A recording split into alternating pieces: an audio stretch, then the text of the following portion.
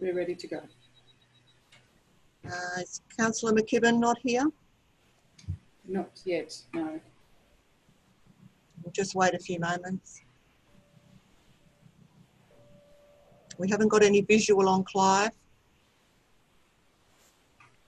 Are we broadcasting yet? We are, yes. We'll open the meeting. It is 5:33. Welcome to all of our councillors and all of our community that may be looking into this Zoom meeting tonight. Welcome.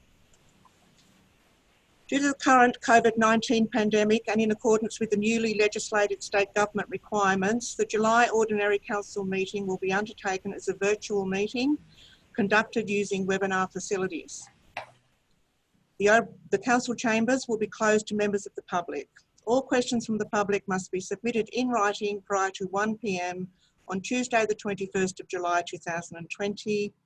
A link to the council meeting for viewing by members of the public will be available via the council website. Recordings of council meetings or parts thereof cannot be copied, recorded, reproduced, reused or transmitted without the prior consent of the General Manager. Council acknowledges that this meeting is being held on the traditional lands of the Wiradjuri, Gundungurra and Darug people and respects the history and culture of the elders both past and present. I will now call upon Councillor Donny to lead the prayer.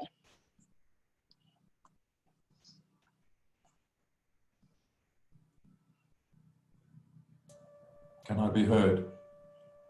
Thank you. Let's pray if you'd like to join me in prayer, please. Lord, we've just been a privileged generation. Things have been so good for so long. Now we are dealing with all pressing and stressful things. This illness that attacks our community, separation of loved ones, financial concerns, uncertainty of what the future will bring, Lord. And it just pays to realise that Jesus himself walked in uncertain times. He too was at risk through disease, through strife, through religious and political tensions, and these things eventually cost him his life. So Lord, he modelled for us how to behave in these times. Help us to show some of the qualities that he modelled, to not make rash judgments, to restrain harmful words, to be encouragers, to be peacemakers, and to build hope for our community. Lord, that is the task that we have undertaken as this council. We ask your blessings upon us and upon this community. In Jesus' name, amen. Thank you, Councillor Donny. Page 5, councillors, item 4, record of attendance. We have no apologies this evening. Page 6, item 5, declarations of interest. Are there any declarations of interest tonight, councillors? No declarations of interest, thank you. Page 7, item 6, presentations. We have no presentations this evening. Item 7, questions from the public. We have no questions from the public this evening. Item 8, confirmation of minutes. The recommendation is that the minutes of the ordinary meeting held on the 16th of June 2020 be confirmed. Could I have somebody to move this, please? Councillor McKechnie, thank you. A seconder, please. Councillor Capel, thank you. Any business arising, councillors? No business arising. I'll put the recommendation. All in favour? Carried, thank you. Page 7, item 901, mayoral minute and report. The recommendation is that the report item is received as information. Can I have a mover, please? Councillor Kellam, thank you, and Councillor Capel, thank you. Councillor Kellam.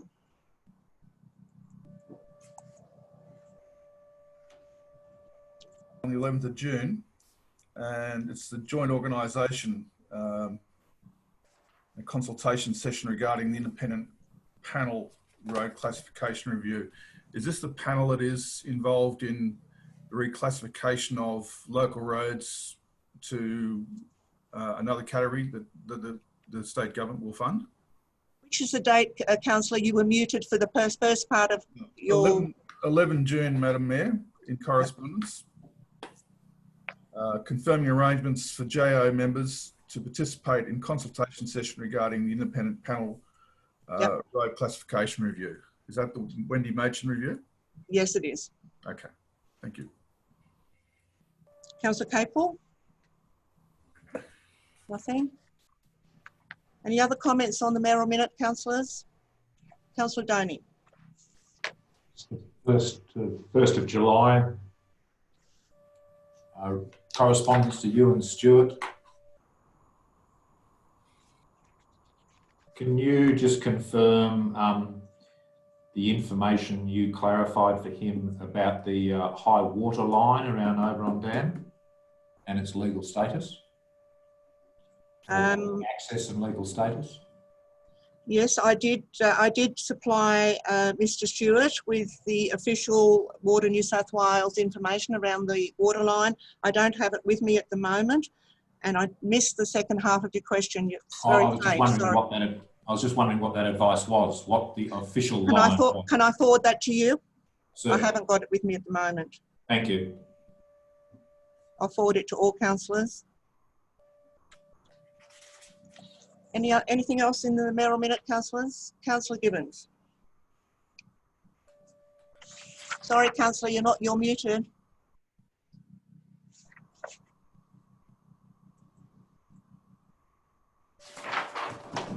Okay, councillor. Thank you. Correspondence on the 25th of June, Local Government New South Wales Water Forum was held on the Thursday the 16th of July. Any discussion on that with regards to that in the correspondence?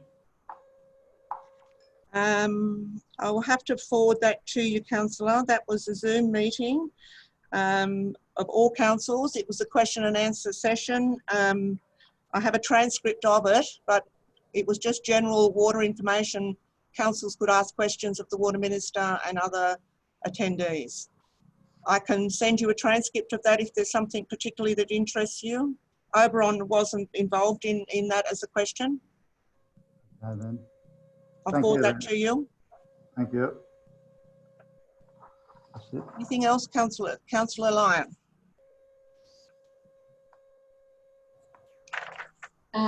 The 30th of June from Karen Handicott. I thought that issue had been settled. No, the issue hasn't been settled. It has become raised again, and I'm actually having a meeting with staff and Mrs. Handicott tomorrow. Thank you. Anything else, councillors? I'm going to put the recommendation. All in favour? Carried, thank you.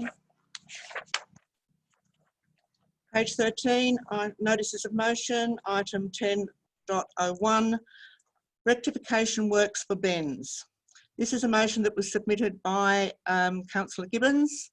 I believe that Councillor Gibbons is willing to have that matter deferred pending discussion on item 1307. Councillor Gibbons? Sorry, Councillor Gibbons, you're muted.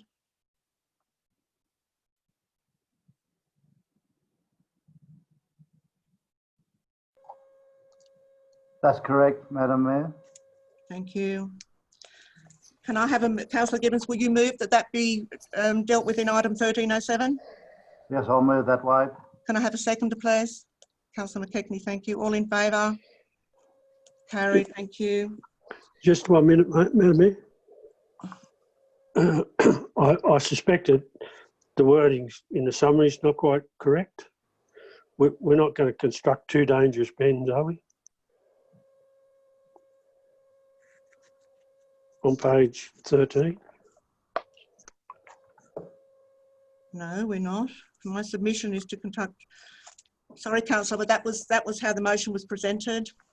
Yeah, I know, but we should reword it. Thank you, councillor. Whatever. Item 10.02, request to widen section of Balaga Road. Sorry, councillors.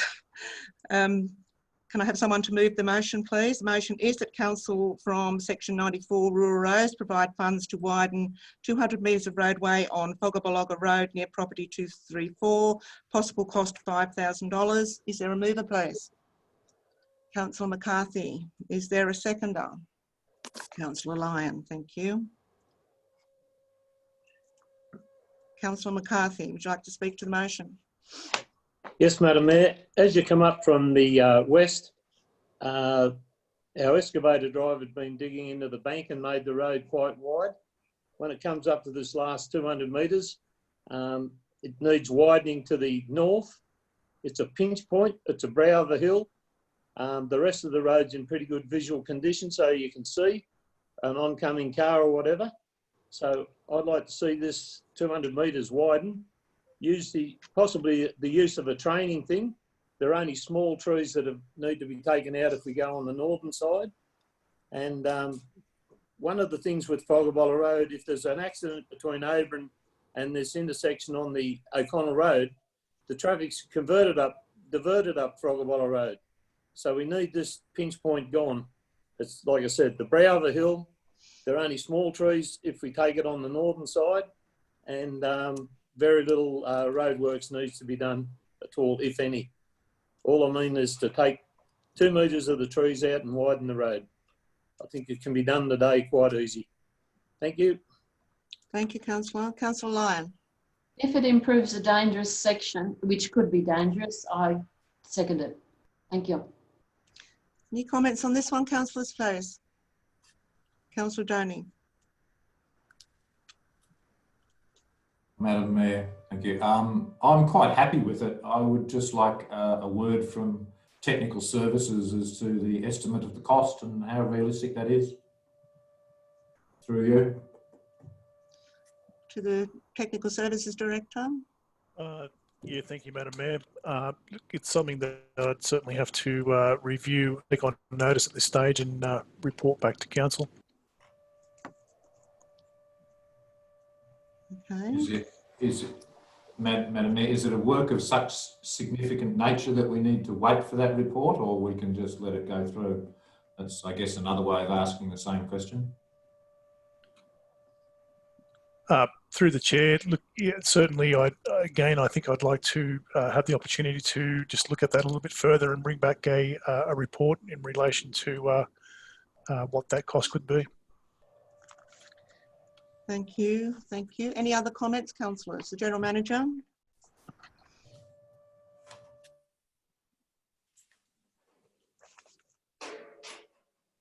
Through the chair, just taking that point on board, potentially council could consider if the works were under $5,000 to do them, if they were over $5,000 to bring a report back to expedite the works, if that's what council's intention may be.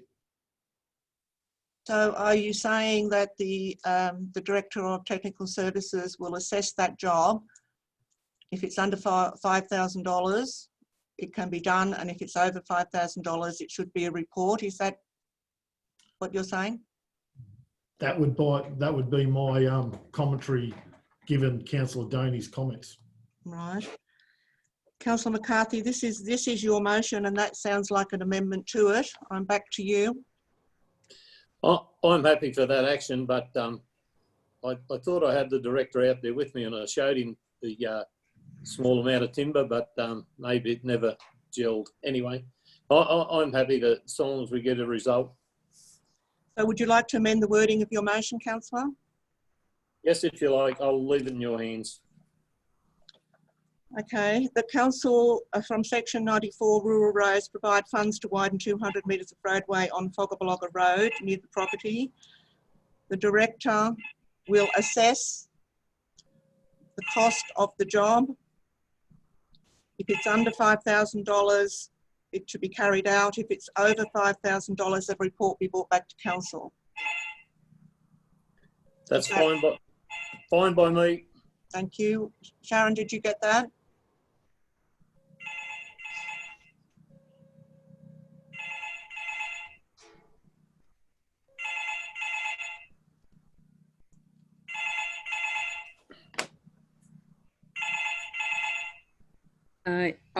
I'll share it now, Madam Thank Mayor. you. Thank you.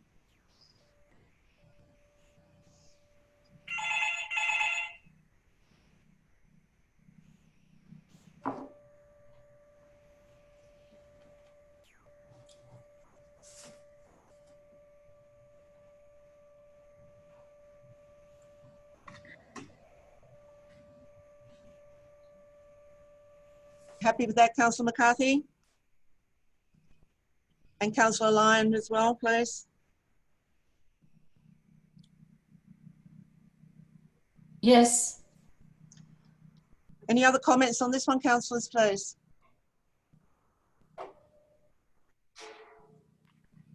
I can't see the screen at the moment.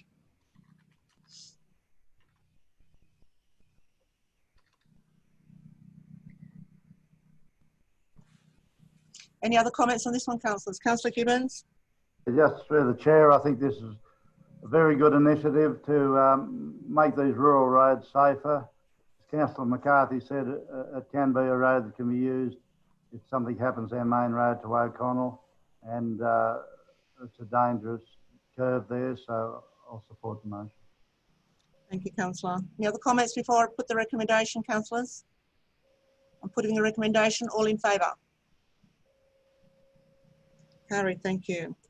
Item 10.03, request to widen section of Black Bullock Road. The motion is that council look at widening Black Bullock Road between the walking path / rail line to the east to Fitzpatrick's clear ground, bracket used for extension of existing trail, to be funded from section 94 rural roads. A mover, please, Councillor McCarthy, and a seconder, please. Councillor Doney. Councillor McCarthy. Madam Mayor, I'm happy to have a report come back by the Director of Engineering. There's a fair amount of earthworks to be done, but with the participation in people using push bikes, people walking on this trail, they call it the triangle. They go out along the Lowesmount walking track, cut across Black Bullock and come in the Hazel Grove Road. And I think this part in there needs widening. It's a very narrow section, not very long, but it requires a fair bit of earthworks in respect to the removal of the dirt that's cut in on one side and then level on the other. So it might require a report back from the Director before we do any more on this. Are you happy to put a .2 in there, that a report to come back to council? Yes, happy there. Thank you. I think, as a second to Madam Mayor, I think it's there. It says that council look at widening. Sorry, councillor, I missed that. I can't hear you. So as the seconder, I think it's already in the motion. The motion reads that council look at widening Black Bullock Road. Right. Look at widening is bring back a report to me. So you don't feel bring back a report is necessary? Councillor McCarthy? I'm happy with whatever goes, as long as we get some action on this. Councillor Doney, you happy for it to sit as it is, or? I am. Thank you. Any other comment on this one, councillors? Councillor Doney, do you wish to comment on the motion? No, Madam Mayor, I'm happy with it. Any other comments, councillors, before I put the recommendation? Put the recommendation. All in favour? Carried, thank you. Page 14, councillors. Councillor and delegates reports, item 1101. Central New South Wales Joint Organisation and Central Board meetings, 4th of June 2020. The recommendation is that the report is received as information. Can I have somebody to move that way, please?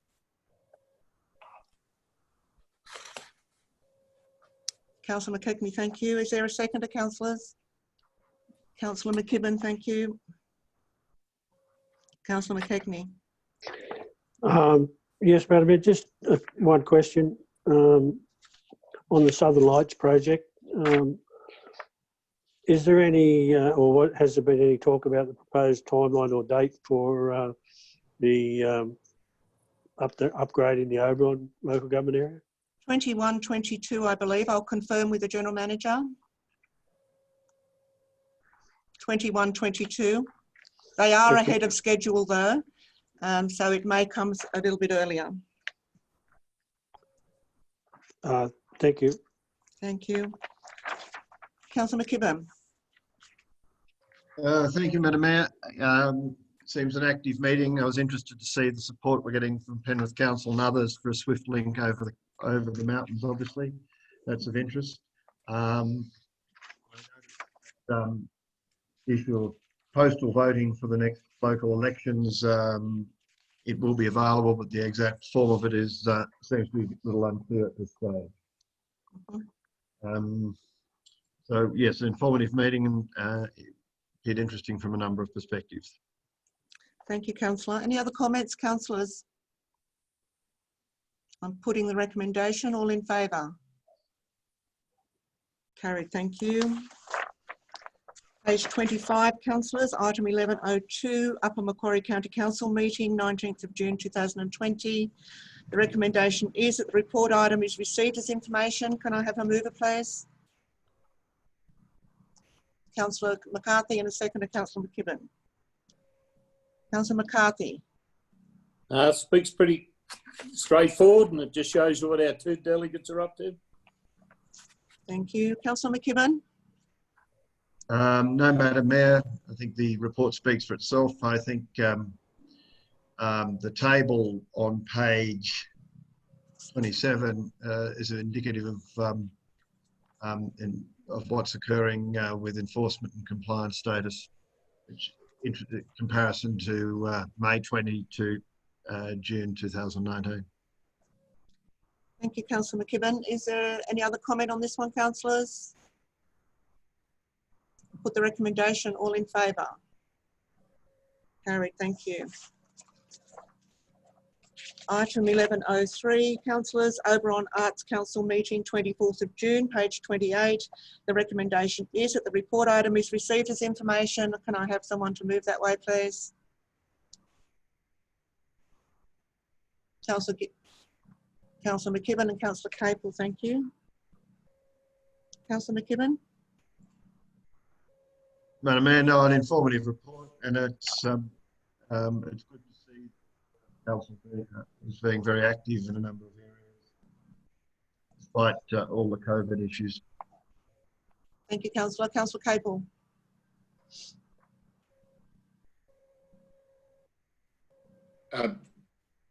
Nothing further to add. Thank you, Madam Mayor. A comprehensive report, as always, from the Oberon Arts Council. Thank you. Thank you. Any other comments on this one, councillors? Put the recommendation. All in favour? Carried. Thank you. Page 33, item 1104, councillors. Central New South Wales Joint Organisation Special Board meeting, 3rd of July 2020. The recommendation is that the report item is received as information. Can I have someone to move that way, please? Councillor McKibben and Councillor Capel, thank you. Councillor McKibben. Thank you, Madam Mayor. It appears that the necessity for this revenue and budget. I'm sorry, Councillor McKibben, you turned away from your mic. I can't hear you. Sorry.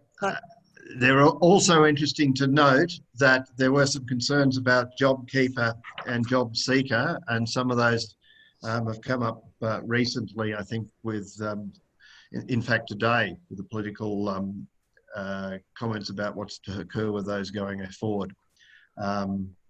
As there have been, I think, comments that people are actually receiving more money from JobKeeper or JobSeeker than they were in their job prior to those programs being introduced. Thank you, Madam Mayor. Thank you, Councillor. Councillor Capel. Thank you, Madam Mayor. Thank you, Madam Mayor. Yes, again, a comprehensive report, and yeah, nothing further to add. Thank you. Thank you. Councillor Donny.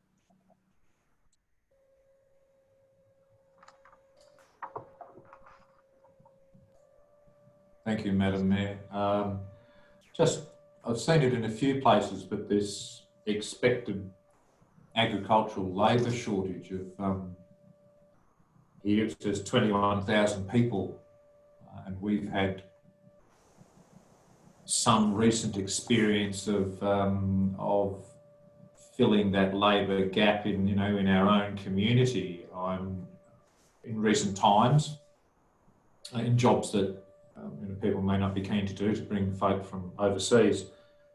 It just strikes me. I think it's a real concern that there is that level of labour shortage in particular the horticultural industry, and I'm not sure really what we're going to do about it at the moment, because the two main sources are perhaps unavailable to us backpackers and short-term migrants. It's a very difficult position. It does. It's worthy of note. Thank you, Councillor. Any other comments on this one, councillors? Councillor McCarthy. Supply of labour, but what we might need to maybe barnstorm one day is that we get some of the people out of that Sandstone Bluff to come out here and fulfil those vacancies, that maybe give them a new start and a new perspective. They could go home weekends, but you try and get a job, simple jobs done now like fencing. Everyone's that flat out. It's unbelievable.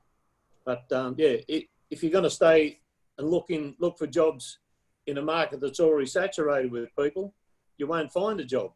But there's plenty out here. Maybe we could provide accommodation and they come out here for the 5 days and then go home weekends, if that, and use the Australian people that are out of work. But anyway, I support what Councillor Doney says. Thank you, Councillor. Happy to take that on board when we have the meeting with the Minister. Any other comments, councillors? Put the recommendation, all in favour? Carried, thank you. Committee reports, councillors, page 36, item 1201, Oberon Youth Council. The recommendation is that the report be received as information. Can I have somebody to move that, please? Councillor Capel, thank you, and Councillor McCarthy. Councillor Capel. Thank you, Madam Mayor. Thank you. Yes, an active meeting at the Youth Council, the last meeting we had, and they're keen to get moving on something or other under very difficult circumstances. It's going to be tough for them to achieve the things that they want to do, but I think they're ready to have a go. A really active group, I think, that we have coming on board now. Thank you, Councillor. Councillor McCarthy. Yes, Madam Mayor, it's good to see Malcolm Vaughan still in there, and even though he's got an apprenticeship, and it's good to see the one of the actions on page 38, the open air cinema. Maybe we can facilitate that down above the skate park in the very near future. Thank you, Councillor. That's a good suggestion. Any other comments on this one, councillors? Put the recommendation, all in favour? Carried, thank you. Reports for decision, councillors. Page 39, item 1301, 2020-21 operational plan and long-term financial plan, and 2020-21 statement of revenue policy. There is a recommendation there, councillors, in 5 parts, and I'm going to look for a seconder. I'm going to move that we deal with item 1, item 2, and then items 3 to 5 separately. If I can find a seconder for that. Councillor Kellam, thank you. All in favour? Thank you. We go then to item 1. The recommendation is that Council adopt the 2020-21 operational plan and long-term financial plan as submitted. Do I have a mover, please? Councillor Kellam, sorry. And a seconder, please. Councillor Doney. Thank you. Councillor Kellam, you want to speak? You'd like to speak to the recommendation? Thank you, Madam Mayor. I support the recommendation as presented in the business paper. In presenting my arguments for this support, I will also need to reference the motion passed at the June council meeting regarding rates and spending. My first point is that this council has achieved a sustainable financial position through the use of the special rates variation. If we then seek to erode that position immediately after the SRV finish, that would be foolhardy. At the Meet the Candidates event back in August 2017, myself and others who have now been elected noted that the threat of amalgamation had not gone away, and that the best defence against a future amalgamation attempt was a sustainable and robust financial.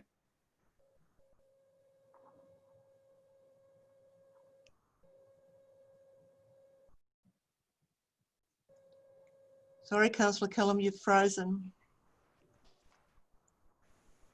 Could you repeat your last statement, Councillor? You froze. Certainly, Madam Mayor. That sustainable and robust financial position has been achieved through the special rate variation process. The rate peg of 2.6% is the level that the Independent Pricing and Regulatory Tribunal has judged to be reasonable to maintain that financial position. Weakening our finance position at the very first opportunity after the SRV has finished would show a lack of foresight to the likely consequences in future years. With reference to the motion passed at the June meeting, the General Manager was required to present a report providing potential savings of some $166,000. That figure is the amount that would be foregone if there was no rate increase versus the 2.6% approved rate increase. This $160,000 in savings could not be sourced from roads, and as water and sewer are both self-funding, those activities are also excluded.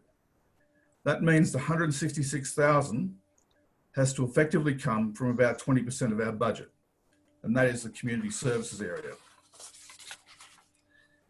The report highlights those areas that will be affected. Virtually every school, every sporting organisation, every service club, the RSL, the RFS, the Oberon show, the village improvement funds, and every community event except Anzac Day is significantly affected. The individual amounts of money may be quite small, but they are very significant to the organisations involved and significant to the community as a whole. That savings target also requires that a youth coordinator position be canned, a position which the community felt strongly about and has been funded. A member of the community suggested that the council cease advertising jobs, development applications and other council information in the Oberon review to save $14,000. This would be a highly counterproductive move, especially in an era where rural newspapers are under such stress. In my view, all of these potential savings are unnecessary and unacceptable. The world learned in the 1930s that spending cuts and job restrictions only worsen any economic downturn. The only sensible way out of any depression or recession is for governments, federal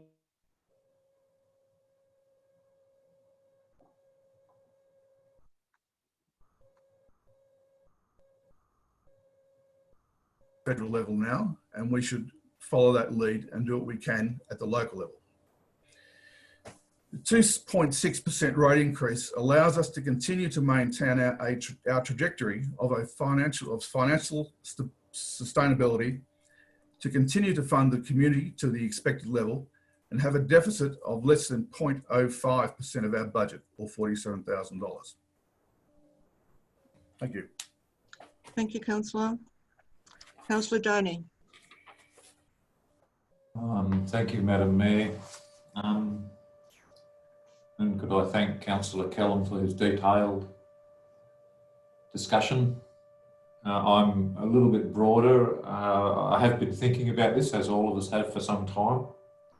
And if I may repeat a couple of key elements.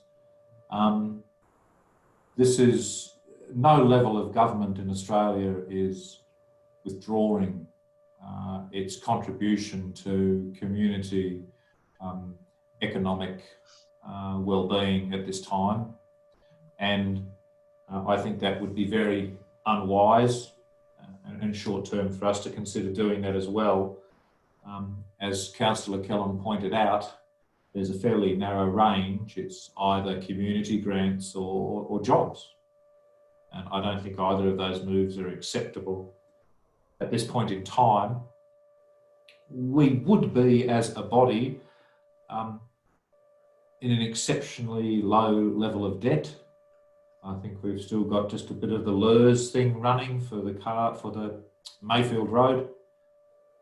I think $47,000 as a projected deficit is not a high risk decision, although we don't really know what the future holds, but we are a governing body and we will do what is necessary. But $47 is not much at all. I do have some concern that it will increase costs for some businesses, but I don't have an easy answer for that. And I'm just checking this councillor remuneration one. I have repeatedly over the years been happy to forego the councillor remuneration and thought that was an important symbolic, if not wholly practical, but symbolic decision. Most of us here, all of us here, wouldn't do this job for the money. However, having looked at a table of how often we've done it, I sort of feel we're almost getting to the point where we're devaluing it. Maybe not for us, but for the future. So having wrestled with all this issue, Madam Mayor, I have come to the position where I support this operational plan and long-term financial plan as submitted. It has my support. Thank you, Councillor Doney. Comments, councillors. Councillor McKibben.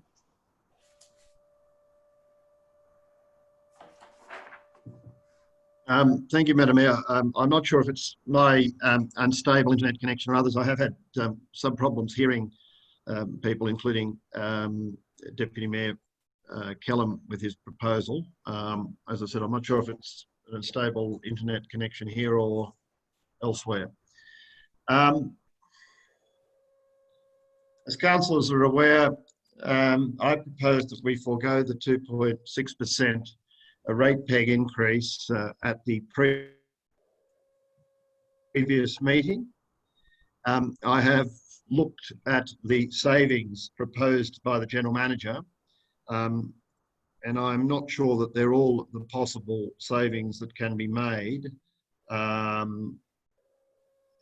And I think a greater and more in-depth inquiry into that is probably warranted.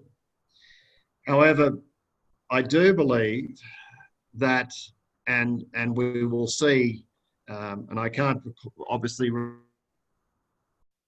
refer to confidential issues, but I can say that a number of our businesses are having a hard time generally, and an increase in rates of 2.6% will cause continued hardship.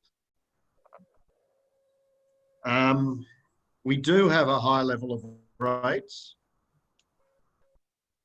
I understand what Councillor Doney was saying in regard to foregoing the increase in councillor fees. We have been doing it quite often. However, we are a small council.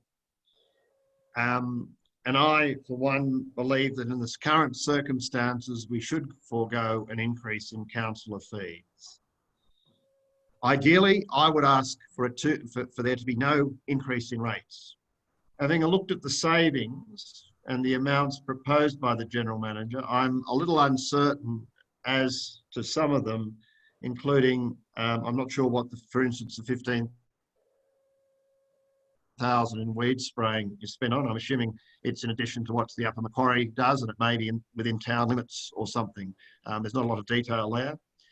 But I believe that we should be only increasing rates by 1.5%, and I would be putting an amendment to that effect, that the town improvement levy and the general rates increase by a rate peg of 1.5%. That's the proposed amendment to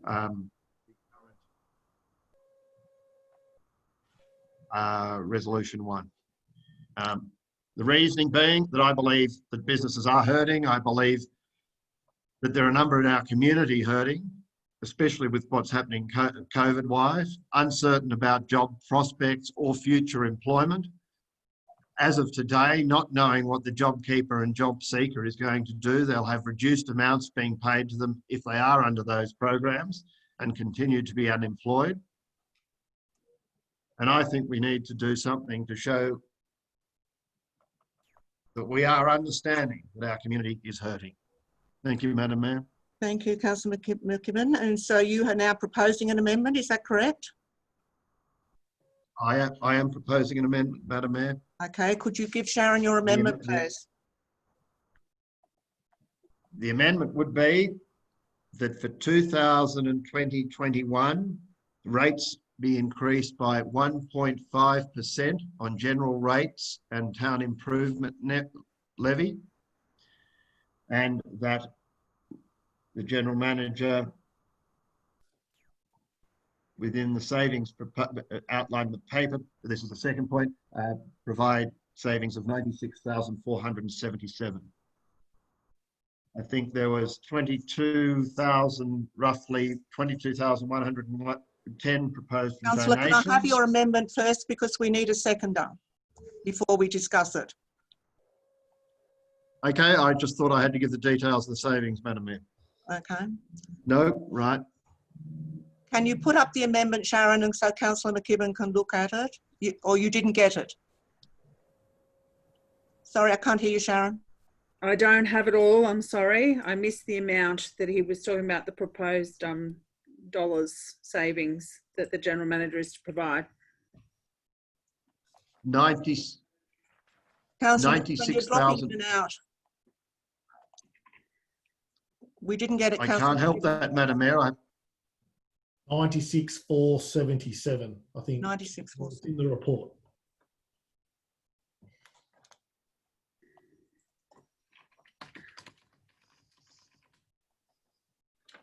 Madam Mayor, should I get in the car and drive to Oberon if it continues?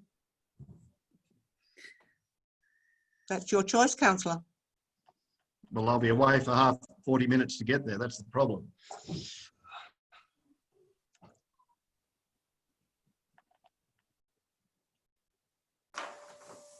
Could you put it up on the screen, Sharon, so Councillor McKibben can check it?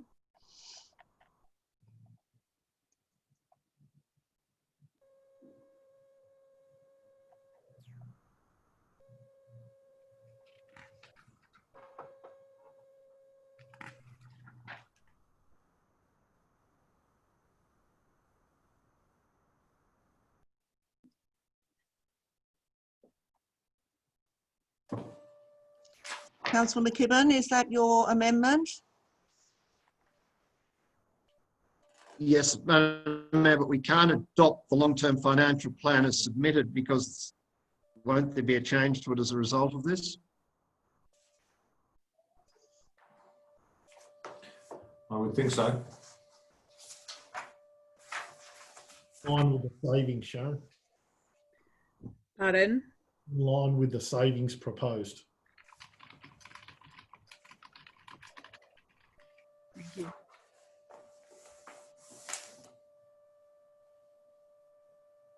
Councillor McKibben?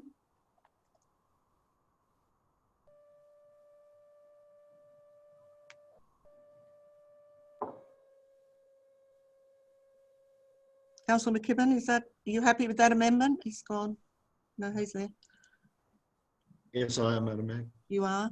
Okay, councillors, is there a seconder for Councillor McKibben's amendment? Councillor McCarthy. Do you wish to speak further to the amendment, Councillor McKibben? No, Madam Mayor, I believe I've already spoken to it. Thank you. Councillor McCarthy? Yes, Madam Mayor. I believe there are savings that could be made, and one was the fitness centre. We were proposed that it was a card entry and a membership requirement. Now it's a supervision thing that's going to cost us in around $75,000 a year to maintain that. That was never the proposal that was put to us when the fitness centre was first put there. There's $75,000 that could be saved straight away. So I'm sorry, but I don't think the general manager's had a good look at some savings. And I take the broken pipe at the depot the other day that required 5 men to fix the damn thing over several days. There's savings that we can make. The General Manager like to respond, because I don't believe that's correct information about the fitness centre.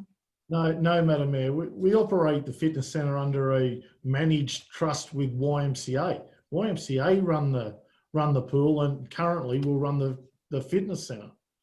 It's their operation. We will go to tender with an operational opportunity in the very near future, and if savings are provided in that, then we will certainly advise council that. That's not the case. Thank you, the General Manager. Madam Mayor, I haven't got amnesia. The original proposal put to us for the fitness centre when we first started with a budget of $177,000, when Shane Wilson was here, that it was to be, you had to be a member by a card, and it was card entry into the gymnasium. I'm sorry, but that's how it was proposed to me. Councillor, could that be before we let out the contract for YMCA to come in and manage? That's right. That's correct. That changed the whole scenario? That's correct, Madam Mayor. But that's what I'm saying, is that we have these things that we're told by the General Manager that's not going to cost us anything, and all of a sudden there's $75,000 in managing this centre. It's a cost to the community. There are savings that can be made. Through the chair, this process was a process that was approved by council, not by the General Manager. Yeah, anyway, I'm not going to argue with you tonight, but as Councillor Callum said, if we didn't change what we were doing, it was going to be an embarrassment to the council. But the original one was $177,000 for the fitness centre, and when Shane put it up to us, it was a card entry and you had to be a member. So it was under CT supervision. Now it's got to be supervised, which is putting the cost out there. I'm sorry, but that's just one saving we could have made. Thank you, Councillor McCarthy. Is there any other comments, councillors, on the amendment? Councillor Capel.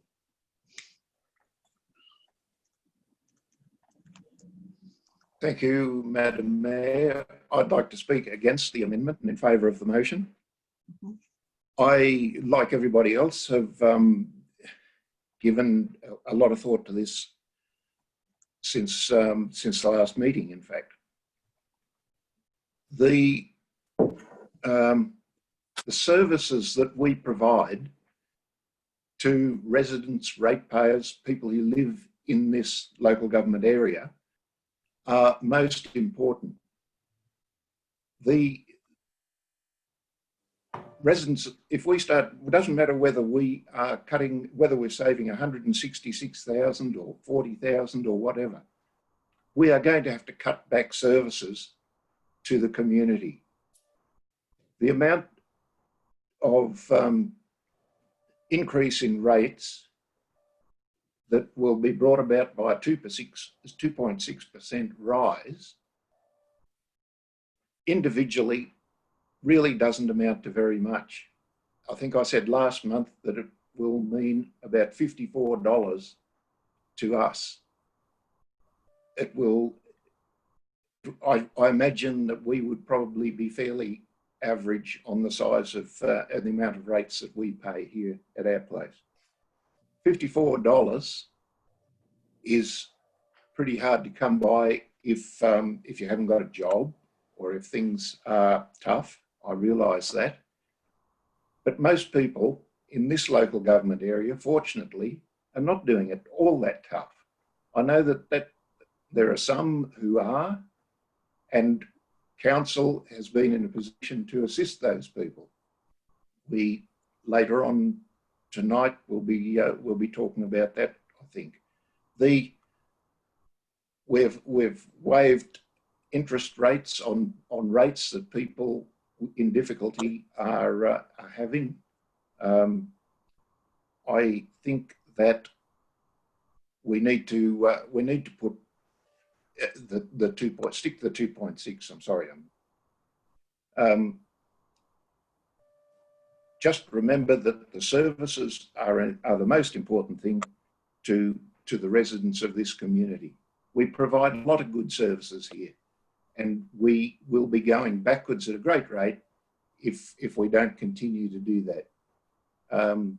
Thank you, Madam Mayor. Thank you, Councillor Capel.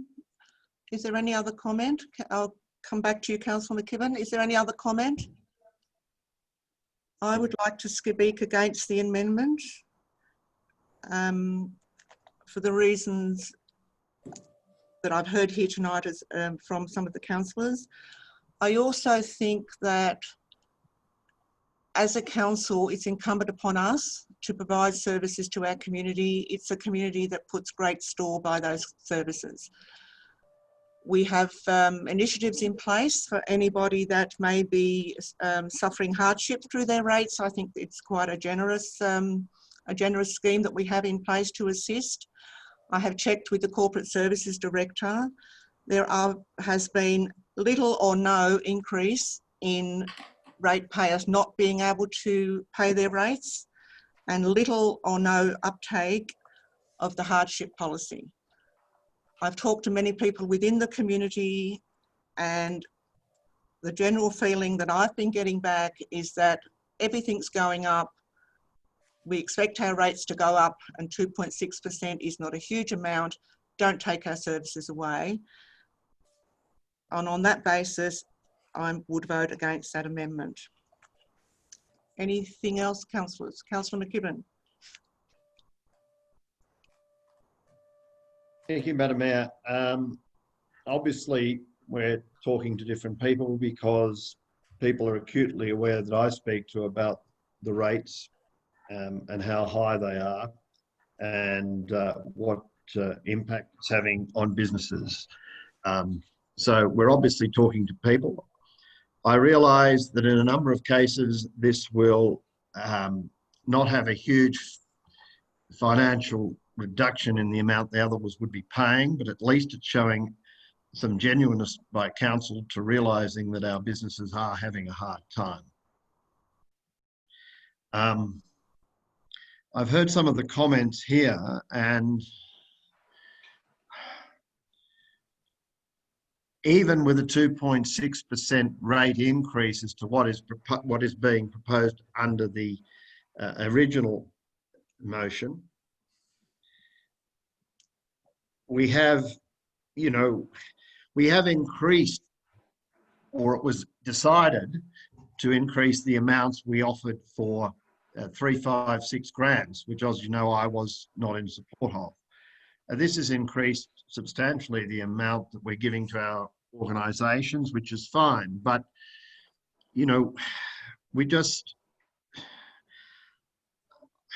we're a small council and we have a small number of ratepayers, and those ratepayers are bearing,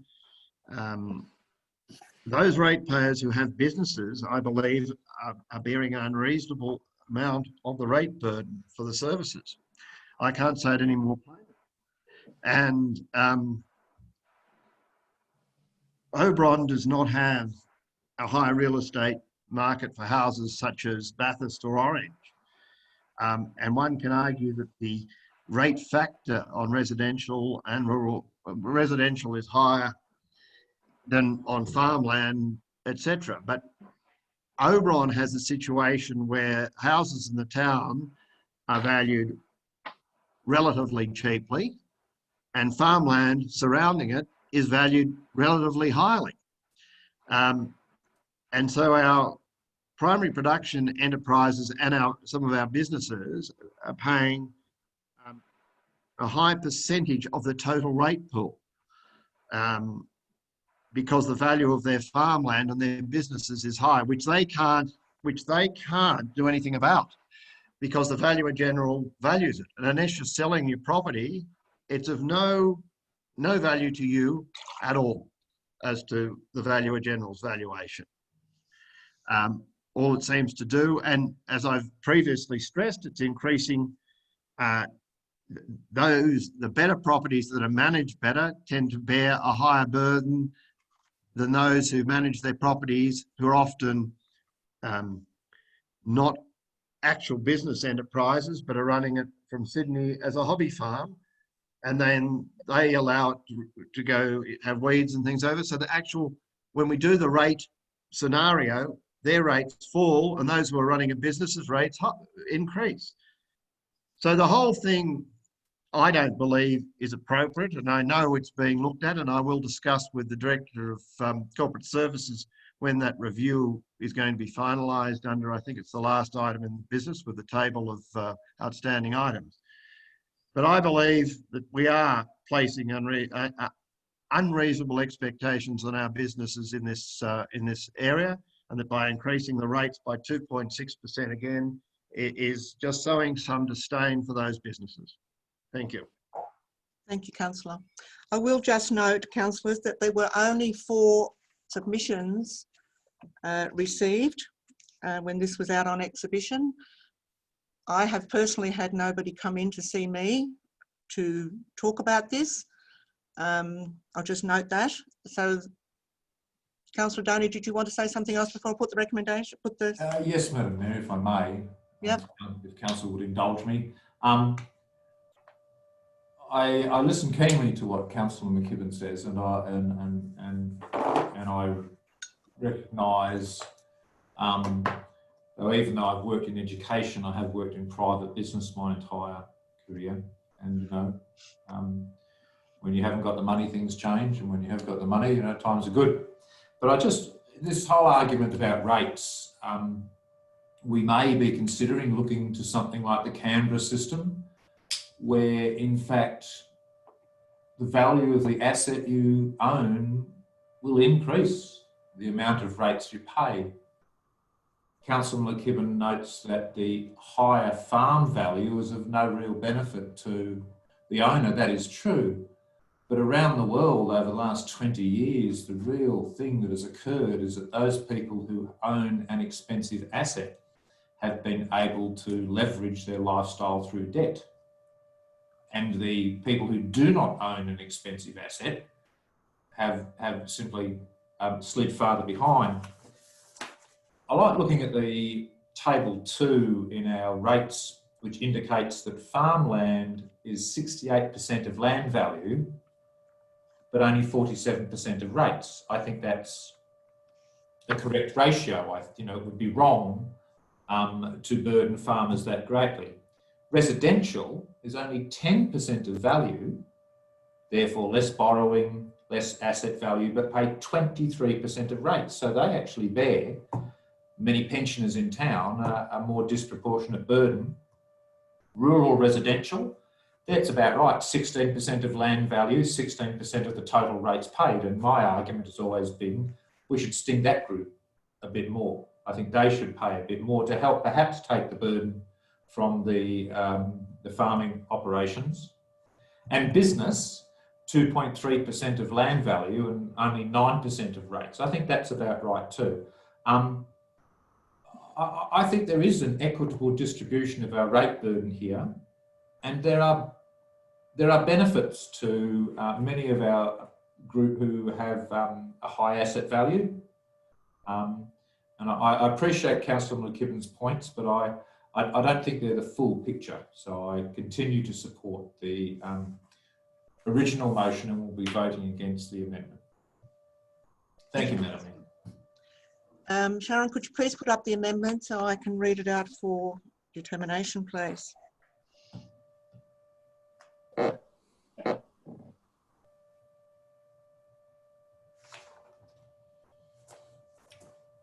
Thank you. So the amendment is that Council adopt the 2020-21 operational plan and that rates be increased by 1.5% on general rates and town improvement levy, and that the General Manager provides savings of $96,477, and that Council adopts the long-term financial plan in line with the savings proposed. I'm going to put that amendment, councillors. All in favour, could you raise your hands prominently, please? 1, 2, 3, 4. Against? 1, 2, 3, 4, 5. The amendment's lost. We go back to the original motion, that Council adopts the 2020-21 operational plan and long-term financial plan as submitted. I'm going to put that motion, councillors. All in favour? 1, 2, 3, 4, 5, 6, 7. Against? Against, councillors? 1, 2, 2. The motion's carried. Thank you, councillors. We go now to number 2, that Council adopt the 2020-21 Statement of Revenue Policy as submitted. Could I have a mover for that recommendation, please? Councillor Kellam. Is there a seconder, please? Councillor Capel. Councillor Kellam.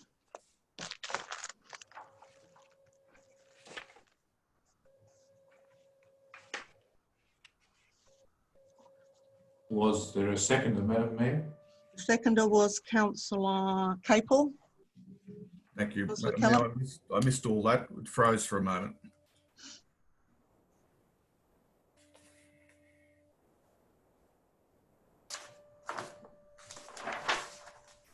Are you speaking to the recommendation, councillor?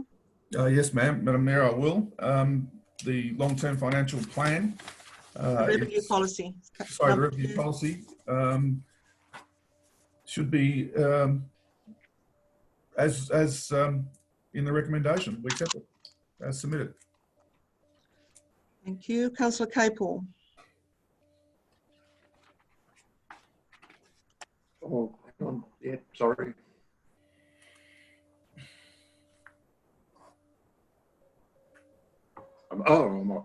Sorry about that.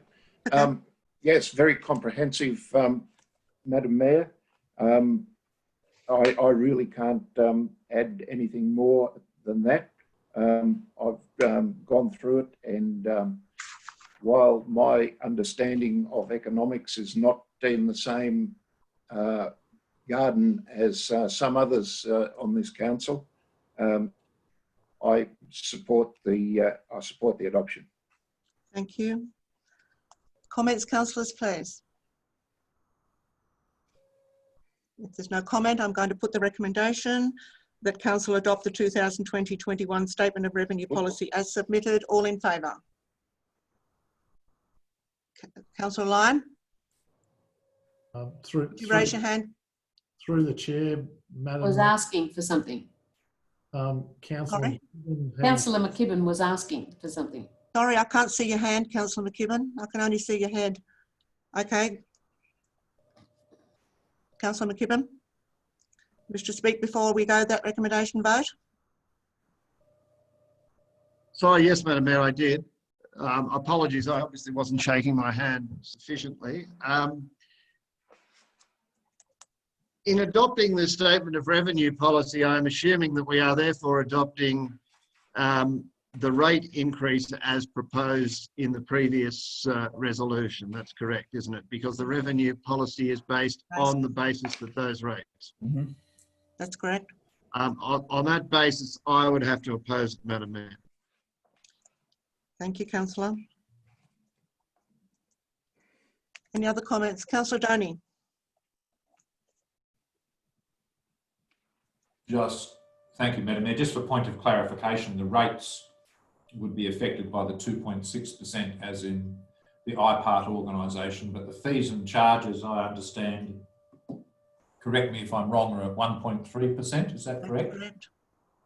I just wanted to clarify that. Thank you. That's correct. I'm going to put the recommendation, councillors. All in favour? 1, 2. Councillor Lyon, I can't see your hand. You haven't got it. 1, 2, 3, 4, 5, 6. Against. 1. Councillor McKibben's gone, and I think he said he was against. You did. He did. So who's the third one that's against? So against is Councillor Lyon and Councillor McKibben. And for was 7, which is Councillor Sajewicz, Gibbons, Pelham, Doney, Capel, McKechnie and McCarthy. Is that correct? Thank you. The motion's carried.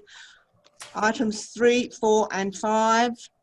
That Council approve the O'Connell Community Group rollover of unused 2019-20 $5,000 village improvement funds to 2020-21 operational plan.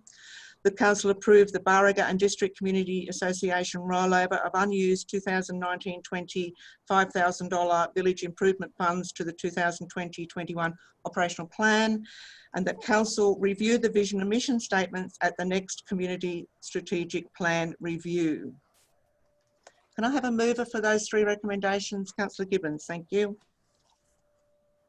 A seconder, Councillor Capel. Councillor Gibbons, do you wish to speak to the recommendations? I'd like to speak to the recommendation, but I'd like to add an additional recommendation after speaking with the GM and the fact that our village improvement plan for Black Springs still has $1,380 left, and I wanted to move that along with the other 3. So you tell me how we do that. I don't quite understand. Maybe the General Manager can explain to me. I sort of understand, but how do you want to put it into these? Are you saying that the balance of the village plan is 13,000? 1,300. 1,300, and you want to roll that over? Is that correct? 1,380. We want to roll it over along with the other 2 villages. Can I confirm that that is the amount of money that is available for rollover, please? It is? Okay. Yeah, that's correct. Okay. So, Councillor Gibbons, are you happy just to change that amount? Or do you want an amendment? Yeah, that's fine. Thank you. Just for that additional recommendation in along with those other 2. So the recommendation. Sorry, Madam Mayor, it has to be a separate item because we haven't dealt with Black Springs there already. So it has to be an item 6 that we approve the Black Springs Community Station rollover unused 2019-20 of 1,380 or whatever it was, village improvement funds to 2020-21 operational plan. We can do it like that instead of the total would be 6,380, would it not? Am I understanding this? I'm not hearing terribly well. Sorry, I think they've used 4,000 roughly, but they've still got 1,300 not used. Can I get some direction here from the General Manager because I'm not hearing very well, councillors? Yeah. Through the chair, Madam Mayor, similar to recommendation 3 and recommendation 4, when the complete rollover of monies has been proposed, yeah, there was an allocation provided to the Barraga, to the Black Springs area during the 1920 financial year. Right. You know, the residual of that village improvement fund is $1,380.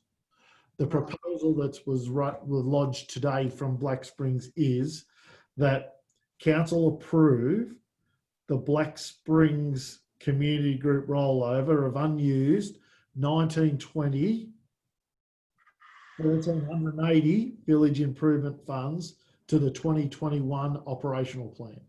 So of the 5,000 that they were allocated for this financial year, they have 1,380 remaining, and they propose to roll that into 2021, similar to that of O'Connell and Barraga. Okay. So the $5,000 that's written here in item number 3, is that rolling over as well? Yes. So okay, I've got it now. That is for the O'Connell Valley Group. Yeah. Right? 3 is for O'Connell. Okay, I'm with it. And 6 will be for Black Springs. Okay. I've got it now. Thank you.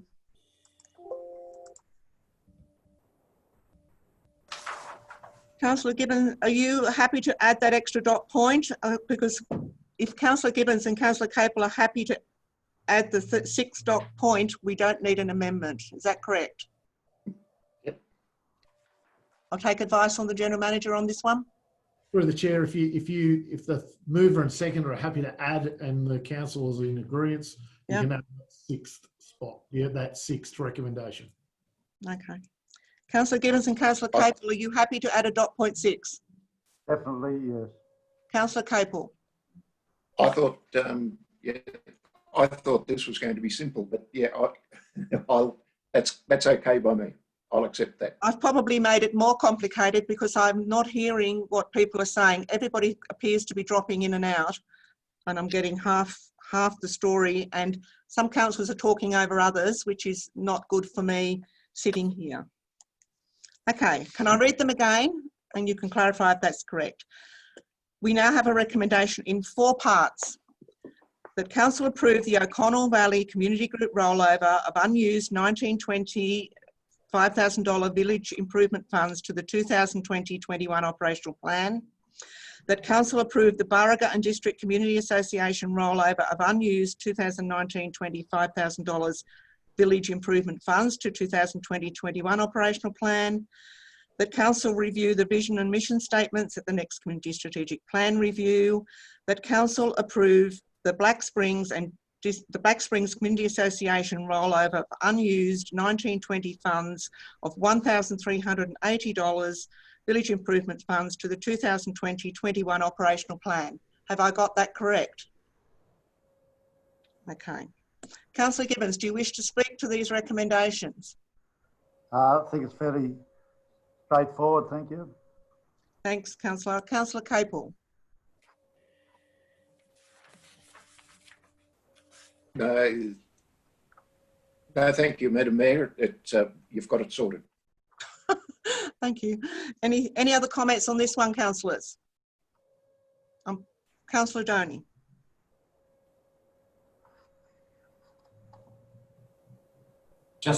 Thank you, Madam Mayor. I just note number 5, and I did mean to talk about the submissions we've received before this point. So if it's not out of order, I'd like to thank people who put into submissions to this and appreciate their keenness of intellect and intelligence and comment. As long as those submissions, of course, are constructive and not personal, then as a councillor, I really value them. And I note some of those submissions to the vision and the mission statements. Sometimes treat them with the disdain they should be treated because, you know, they're sort of motherhood statements. However, if we are going to develop a land use strategy, then I think people who have concerns about the vision and mission statement are not going to have to wait a long time before they're going to really have the opportunity to argue exactly what those vision and mission statements work out to become in our land use strategy. I think that's the impact of those statements on our planning is going to be quite significant in the near future. So I encourage people with strong opinions there to look forward to that time. They won't have to wait long. Thank you, Madam Mayor. Thank you, Councillor. Any other comments on this one, councillors? I'm putting the recommendation in 3, 4, 5 and 6, 4 parts. All in favour? Carried, thank you.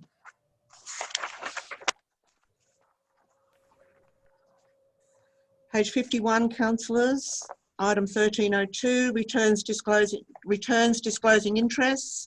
The recommendation is that council note the requirement to lodge a return disclosing interests of councillors and designated persons.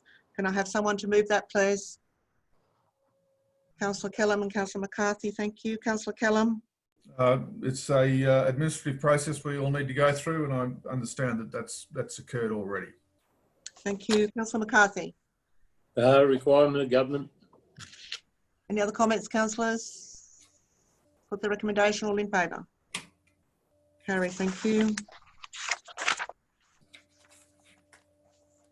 Page 57, councillors, item 1303, related party disclosure policy review. The recommendation is that council approve the related parties disclosure policy 2220 as presented. Is there a mover, please? Councillor McKibben, thank you, and Councillor Doney. Councillor McKibben. Thank you, Madam Mayor. As the previous one, look at related party disclosures. My only question was, I did ask my interpretation of the accounting standard that's called up in policy 2220 was slightly different to the Director of Corporate Services. And when I looked at some previous example of issues with councils, in fact, it went far further than I think the notes to our related disclosure policy state, and that it can bring in cousins and others. I'm wondering if the Director of Corporate Services has had a chance to look at that. Go to the Director. Madam Mayor, we did review this, and it was considered by the staff and the advice we received from the Office of Local Government that for this policy, as it stands at the moment, this is sufficient, but they are looking at reviewing it for future reviews moving down the track. Councillor McKibben. There have been several councils where in relation to related party disclosures, the non-disclosure of a cousin's interest has been held that it should have been disclosed. If you look on the website, if you look at, do a search of this policy. That concerns me as to the extent that we do or do not disclose. Okay. Through you, Madam Mayor, I'm happy to take that on notice and do further research, but the research I did in the time that I had, we were satisfied that it is sufficient at this point in time. And you're going to reference the accounting standard that was the issue.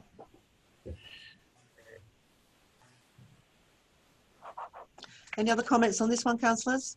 Through the chair, just to comment on that. Given the nature of this, this is the minimum standard. If councils want to provide more information than that on their disclosure, they're quite entitled to, is my understanding, and happy to take advice from the Corporate Services Director. But this is the minimum that we require, and if councils want to put more in there, we're more than happy for that to occur. Through the Madam Mayor, yes, that is correct. This is a minimum, it's not a maximum. But you will come back, the Director will come back with some further advice to Councillor McKibben and other councillors? I will, yes. More than happy to do that, Madam Mayor. Any other, Councillor McKibben? Problem maybe not for so much our disclosure as to whether our relatives like us disclosing their interests is more a problem, I think. This is correct. Really. Mm. Councillor Donny, it's not the first time this has been raised by all councils with the relevant authority. So, yeah, I think that's well and truly noted.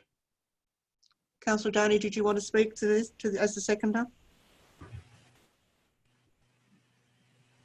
Councillor Donny? Councillor Donny? Hello. You were the seconder of this motion. Did you wish to speak to it? Yes. Thank you. I wasn't. Apologies. There's a lot of freezing up of frames tonight. That's okay. Thank you. I just note on page 61, 4 of 4. I don't know if it's relevant under point 6.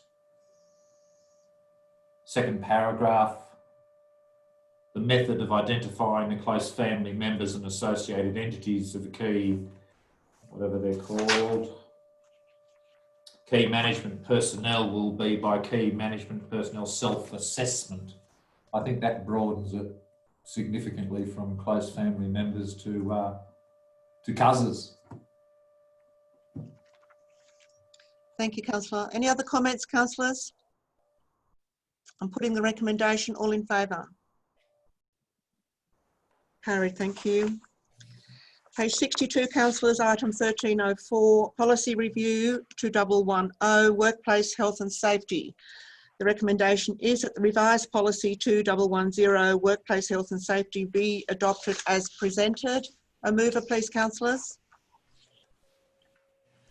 Councillor McKechnie and Councillor McCarthy. Thank you. Councillor McKechnie. Yes, Madam Mayor, it looks pretty straightforward. It's a requirement and the policy looks to cover all the statutory requirements. Thank you, Councillor. Councillor McCarthy. Happy with the way it's been handled, Madam Mayor. Thank you. Any other comments, councillors? Councillor Donny. Thank you, Madam Mayor. What, and I look for it, I may have just missed it, what is a PCBU? Sorry, PC. BU. PCB. In the document, Yep. page 64, Yep. number 8. Yep. Person conducting a business unit. Okay. Through the General Manager. Through the Mayor, who I forgot to unmute, that is correct from what the Deputy Mayor's indicated. Sorry, I didn't hear it. Madam Mayor, the PCBU is the person conducting a business unit. That is the, Okay, the ultimate authority and responsibility in an organisation. Did you hear that, Councillor Donny? I did, thank you, Madam Mayor. And I note the difference between the old policy and the new policy. The old policy uses terms like minimise risk management, rehabilitation, promotion of workplace health and safety, and inspections that are just not in the new policy. So I'm assuming the new, and they are obviously crucial things, so I'm assuming the new policy covers those same things, but in different terms. Perhaps somebody who understands this more than me can comment on that. The General Manager. Through the Chair, yes, it does. It just does it in the current terms that we're looking at. The policy with the dot points on page 63 basically give a highlight of what those things are. It gives the highlight of what the responsibilities of each person are. It's just new. It's the jargon that's used today. Thank you. Thank you, Councillor. Any other comments, councillors? Put the recommendation, all in favour? Carried, thank you. Page 68, councillors, item 1305, review of use of internet and email policy 2115. The recommendation is that the revised use of internet and email policy 2115 be adopted as presented. Can I have somebody to move that way, please? Councillor McKibben, thank you. A seconder, Councillor Kellam, thank you. Councillor McKibben, do you wish to speak to this recommendation?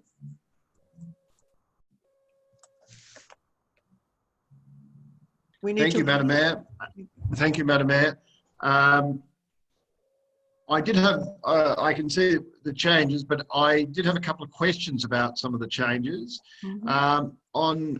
In the new policy 2115 on page 69, in 3 under guidelines, I'm assuming that it's now impractical not to transmit classified staff in confidence, commercial and confidence material, etc., other than by email, and that's why that sentence has been taken out. Yes, I asked this question too. I'll go to the General Manager, please. Yes, Madam Mayor, that's correct. And if I could, Madam Mayor, the issue at, I think we talked about on page, let me just find it.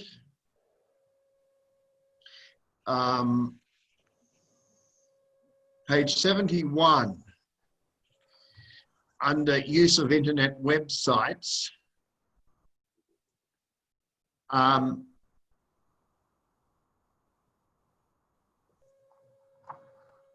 why, I didn't understand why computer games had been removed.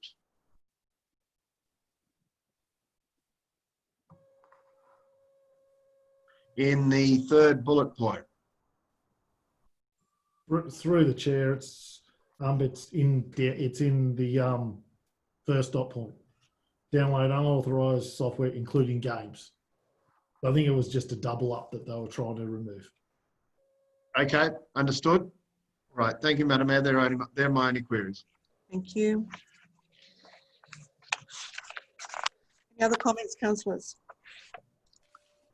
Councillor Kellam. Madam Mayor, happy with most of the policy. Page 71, the second paragraph, I think it is. The paragraph that reads, an email sent by the count with a council document as an attachment must note details of the source of the document on the attachment, and that's fine. The next sentence would seem to be redundant in that particular position and should be moved around. I have already discussed this with the general manager, and I understand he will take action to make that appropriately readable. Just by way of clarification, Madam Mayor, yeah, I agree with the councillor in this regard, because it seems to reflect the attachment rather than the email. So we're just going to remove that to make it very clear that, like, you might get an attachment and you have an email that provides all that stuff as the front of the attachment. Like, the attachment is something that goes with the email. We're just trying to make it very clear in that instance, that's all. So you're removing the last sentence of that paragraph. Is that correct? No, through the chair, we'll just add that the email, including attachment, must include. Add. Yeah, okay. Have all the councillors got that before they vote on it? Okay, any other, Councillor Gibbons? Yeah, through the chair, for one councillor anyhow, if not more, the internet and iPads are a new phenomenon, and I think the guidelines set there has been well read by me in particular. But so, you know, we need it there in black and white. I've read it and understand things a bit better for myself. Thank you. Thank you, councillor. Any other comments on this one, councillors? Put the recommendation, all in favour? Carried, thank you. Page 75, councillors, item 1306, tender T2 2020/4 gravel crushing services 2020 to 2023. There's a recommendation in two parts that council nominate the open tendering method as prescribed in accordance with clause 166(b) of the Local Government Regulation 2005 for gravel crushing services in accordance with tender T2020/4, and that council, upon completion of the mandatory 21-day tender period, a further informative report will be provided to council for award of tender determination. Can I have a mover, please? Councillor Gibbons and Councillor McCarthy. Thank you. Councillor Gibbons. Yes, through the chair. I believe this is the way to go. It's interesting to know that the $250,000 is the amount that we can use each year for gravel crushing, and it's needed. I'm just wondering, through the engineer, to explain to us all a little bit the target set, whether it be 10,000 cubic metres or 20,000 tonne, to give us a ballpark figure on, I know a little bit about it, on how much it costs to crush per tonne. I know there's set-up fees with the crushing and there's dismantling fees, but the overall crushing, there should be a way that we know roughly how much a tonne it costs to have it crushed, so give us a better idea of the monies needed for these things. Madam Mayor, I'd suspect if that figure is disclosed, it would jeopardise the tender. Take some advice, please. Through the chair, yeah, certainly it's a variable price in terms of the raw material that's to be crushed, and then what size it gets crushed down to then is the determining factor of that per tonne unit rate.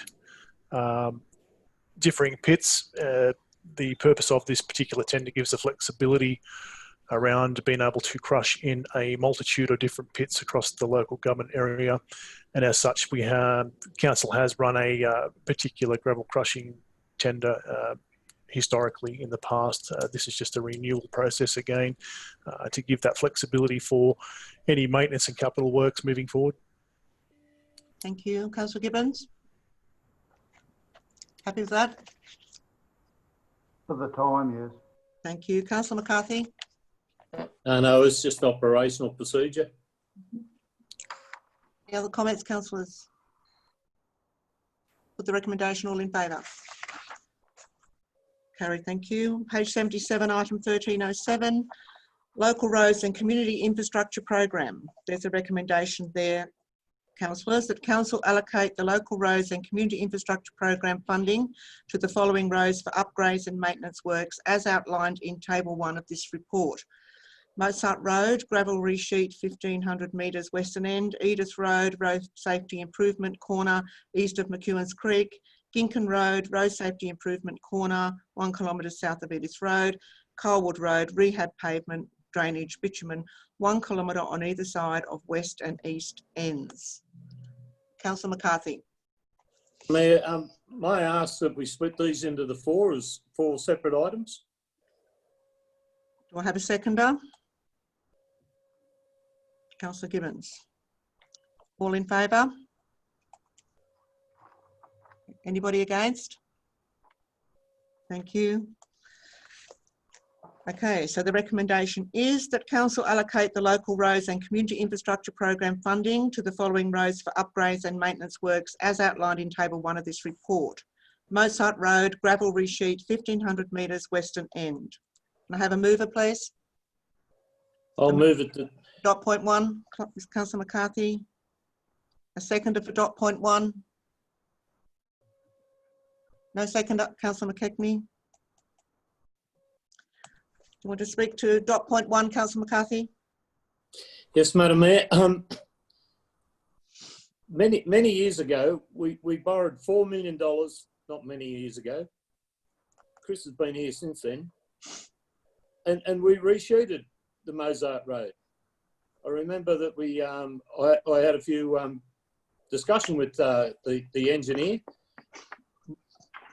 Mozart Road, for now, the forestry's not telling us that it's going to be a haul road or whatever. It has 2 bad right angle intersections on the soil section. And I'd like to move that we don't go ahead with this Mozart Road, that we go back to years ago when we promised the people out on the Ginken Road that we would do 1 kilometre each year. So my motion, although I put this up that we support it to get discussion, is until we find out from the forestry where they're going to haul that timber from that landlocked area, we shouldn't be doing any more on the Mozart Road because it's been done. In the last 3 to 4 years, we had that $4 million and we put gravel on this damn road. So it bewilders me that the councillors didn't have a bit of input into where this community funding program went to. We've just got this report. I think the councillors should have had discussion on it, and I hope it gets voted down, even though I moved. Councillor McKechnie. Nothing further to add to Councillor McCarthy's comments, but other than, you know, I have several concerns about the Mozart Road and the forestry haulage, which I've raised before. I just think that resheeting with the gravel on it at the moment, I drove over it yesterday. I don't consider it anywhere near as bad a road as some of the others in the area as far as surface goes for light traffic. But if it starts getting used for heavy haulage, it won't stand up. So I'd be happy for us to wait until the heavy haulage traffic increases on the road. So you're speaking against that, the first recommendation, councillor? Yes, I think we would be better off spending the $100,000 on a couple of other roads in the area. Councillor Doney. Thank you, Madam Mayor. I appreciate both those comments by both councillors. Can I just have verification of the accuracy of the first one, of Councillor McCarthy's comments that we expended that sort of money that recently on that road, please? General Manager to the Director.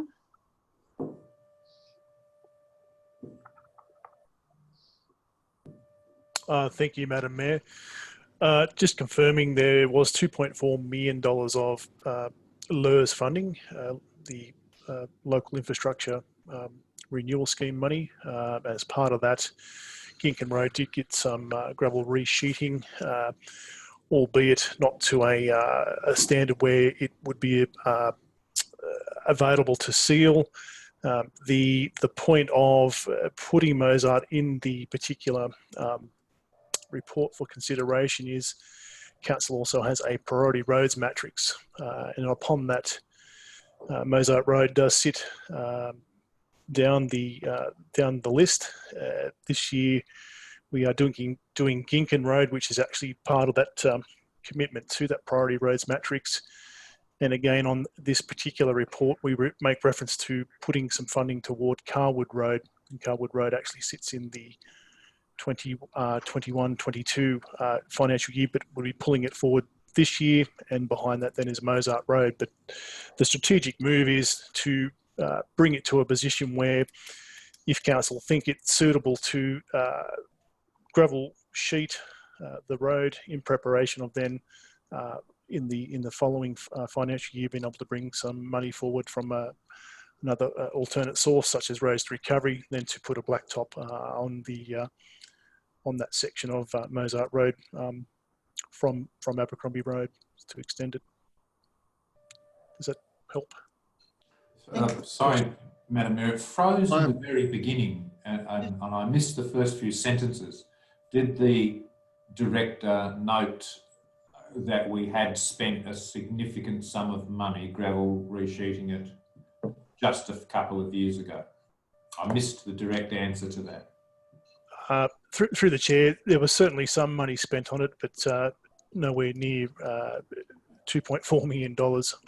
There would have been probably in the order of $20,000 or $30,000 maybe spent on that road in its entirety. Thank you, Madam Mayor. Councillor McKibben. Thank you, Madam Mayor. I was confused as to the Technical Service Director's response. So if I could maybe set out how I understand, I think what we're saying. So that Mozart Road had 20 to 30,000 spent on it in the last 3 years. Is that not correct? Through you, Madam Mayor? Through the chair, that's correct. Yep, that would be about right. Right. And we're now, do you, as the Technical Services Director, believe that spending 100,000 on this road is warranted in the current situation? I know you've talked about the road prioritisation matrix, but is that money worthwhile on the basis that it's being used or could be used by forestry trucks in the future? That the surface may be affected by the use of those forestry trucks, or are we better using the money elsewhere? And when we get to the stage where forestry trucks are using this for those areas that it's going to use it for removing obviously timber, that we then look at doing it then. I'm a bit confused with what you were saying in what was your recommendation in that regard. Through the chair, certainly this report is only making reference to where the money can be spent. It's certainly a determination of council's decision making, local roads and or community infrastructure programs, as it states. Merely on the concerns raised by residents, bus companies and alike, in terms of the state of the road, is a suggestion of where this particular money could be spent in comparison or in light of the priority roads matrix also that council has adopted. So it's really to council for consideration again, as a suggestion. Councillor Gibbons. To the Chair, the engineer's right. It's also a community infrastructure program, and this is the only time we get to discuss these issues and their recommendations there.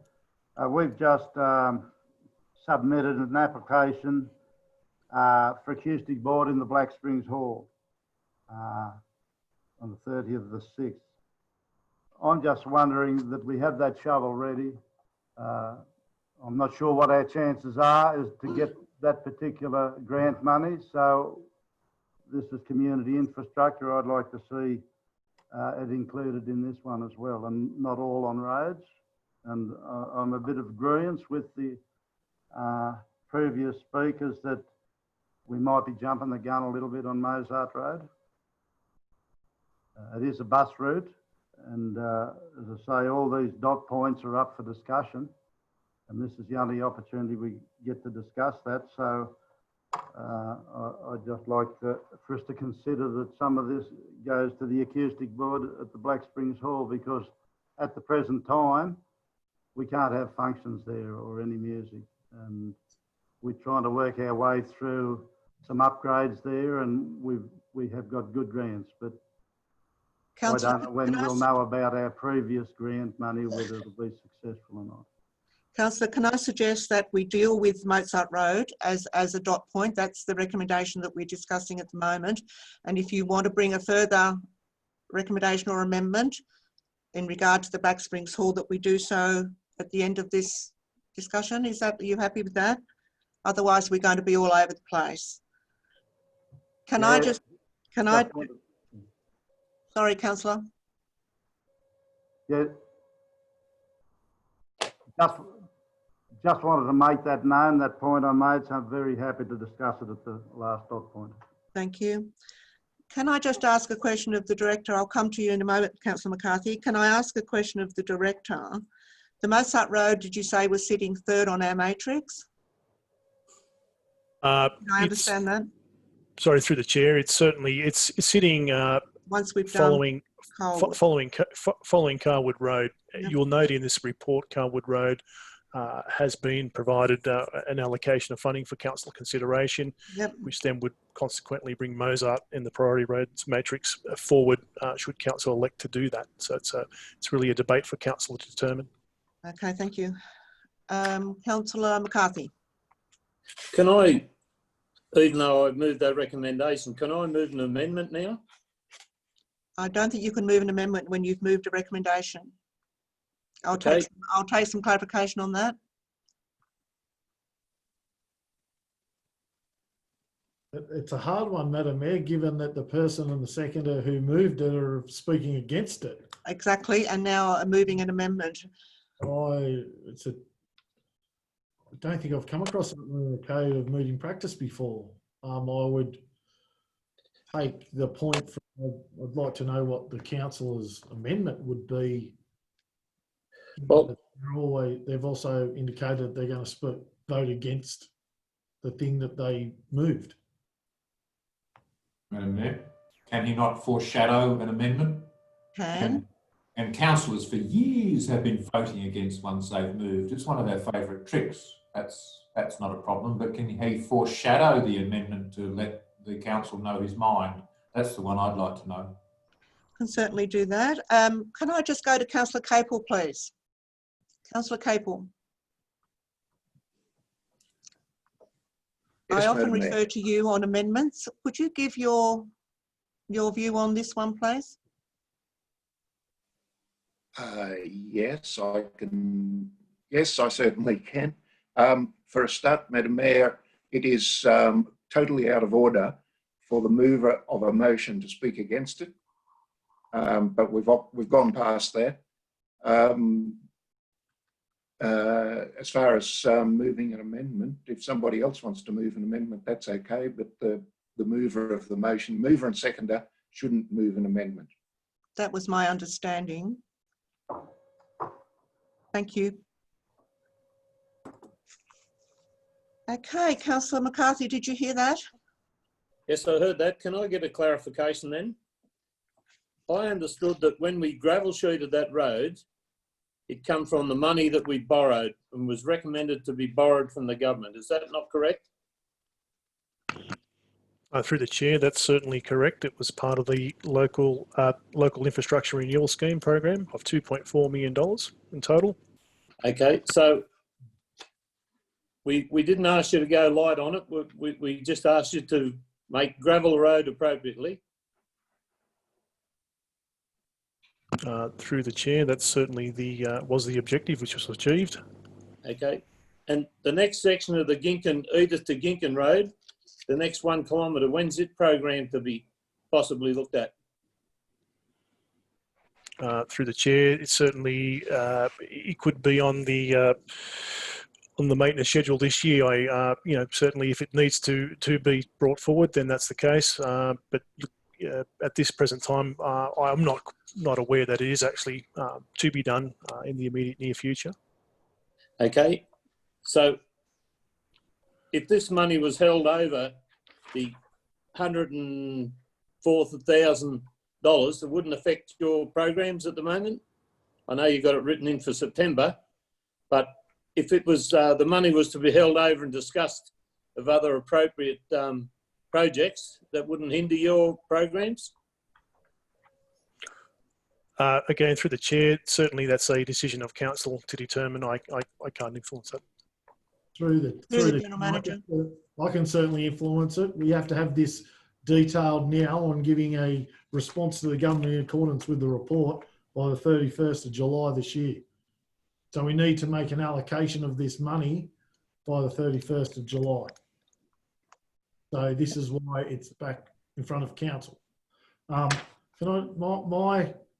reason why Mozart Road, from my understanding, talking to the director, is purely to get it ready, to be proactive and to be ready for improving your local road matrix in accordance with the decision the council has made to improve the local roads.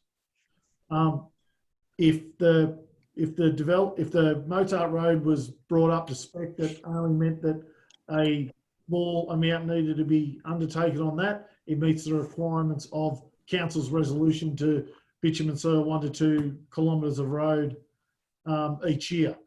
Now this year, both Ginkin Road and Carlwood Road have seen an allocation put on that to bring them up to a standard which meets the requirements of the resolution of council. Mozart Road is the next one. So if you don't do it now, you do it like we'd still come back under the provisions of our local roads matrix and look to do it the following year, regardless of whether the timber industry are going to put anything on it at all, unless council want to go and have a relook at their new matrix. Now, if councillors don't want to do Mozart Road, as suggested by the director, what I would seek is some indication on where they would like to do that. That could be an additional allocation onto Ginkin Road, an additional allocation onto Carlwood Road, an additional allocation onto potentially a community project, should they resolve it that way. I just strongly encourage council to come up with that money right now as part of this report, so as we can meet our obligations with the federal government in this, with this money. Councillor McKibben.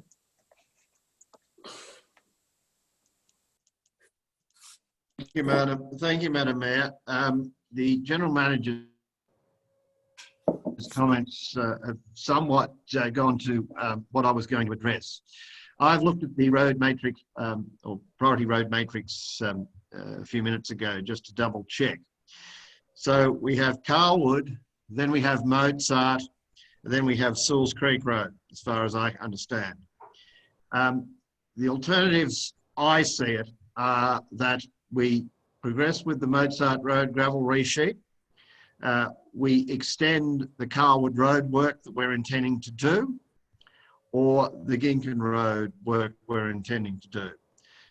Or we determine to do some work on the Sewells Creek Road, which actually is of a lower priority than Mozart Road on our road prioritisation matrix. I believe that we did set this road prioritisation matrix for a purpose. and that as far as possible, we should be trying to stick to it for our future direction. Because we did spend a lot of time on doing that prioritisation at that time, and I don't think any of the circumstances to which it's led to that prioritisation has really changed. As to Councillor Gibbons's issue about the Black Springs Hall, while it's been raised, I think we have to be careful about what eligible community infrastructure projects might be able to be included.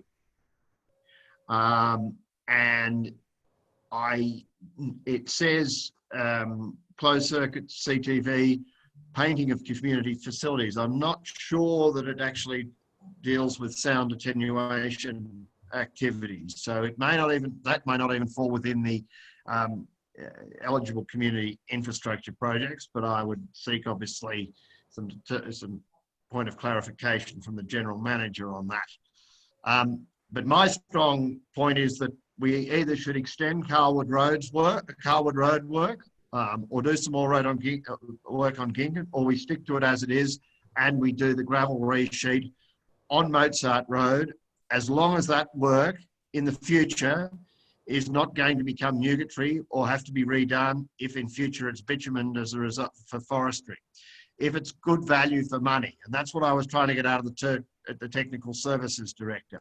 With his expertise and knowledge, does he believe that that work is warranted and provides us good value for money moving ahead into the future, noting that this will be used more by forestry and that there's a possibility at some stage in the future it will be bitumen? Through the chair, again, it's part of your roads priority matrix, Councillor McKibben. It's a decision for council, irrespective of Forestry Corporation's business. It does sit on that matrix, and it is a betterment to the improvement of road assets. So, you know, the funding certainly go a long way to improving that particular road, again, in that priority roads matrix from a strategic point of view. Can I ask what the safety aspects on that road are currently? I'm hearing that it's a bus route and not safe. Is this correct? Through the chair, in its current form? Yeah, through the chair, there's certainly been some, I suppose, concern for the bus companies using the road, you know, transporting, obviously, children on a daily basis. Vegetation was probably the main safety concern, I think, which has just been recently addressed. But other than that, certainly, you know, bitumen will certainly facilitate probably an improved surface, you know, for road safety. Thank you. Into the future. Councillor Capel.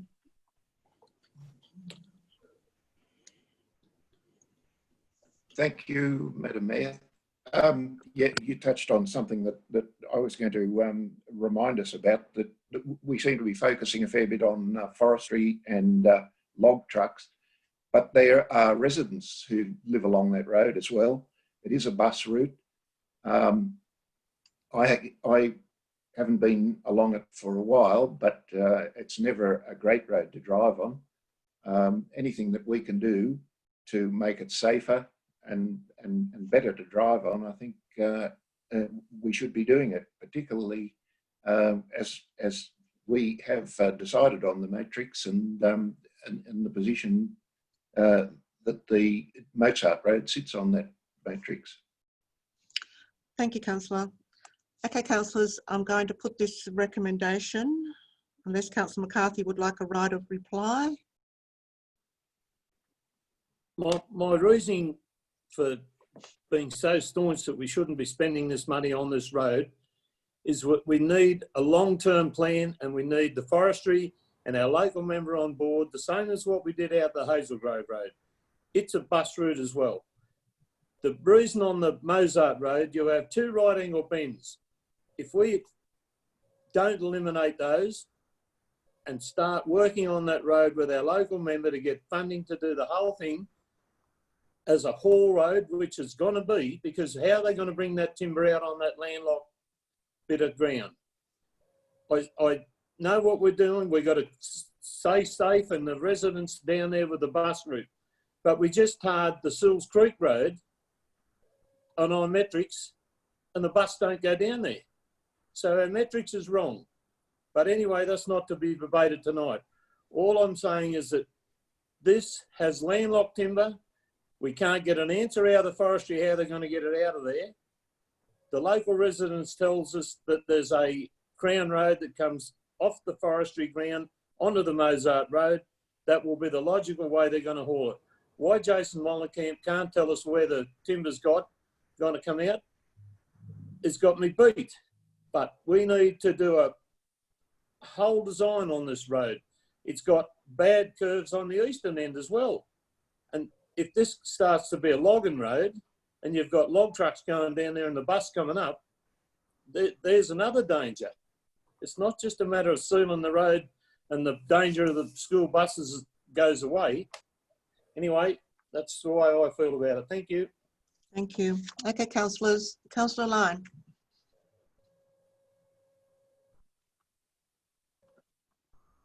That was Sorry, has there been any thought for street beautification and tree planting, landscaping with any of this money?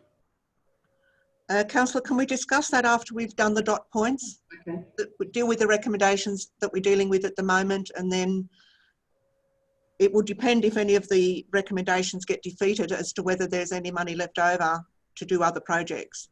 Okay. So that it would be logical to discuss that and the Black Springs issue at the end of the recommendation, if that's okay with you. Thank you. Okay, councillors, I'm going to put the recommendation, the dot point 1, Mozart Road, gravel resheet 1500 metres western end. All in favour, please.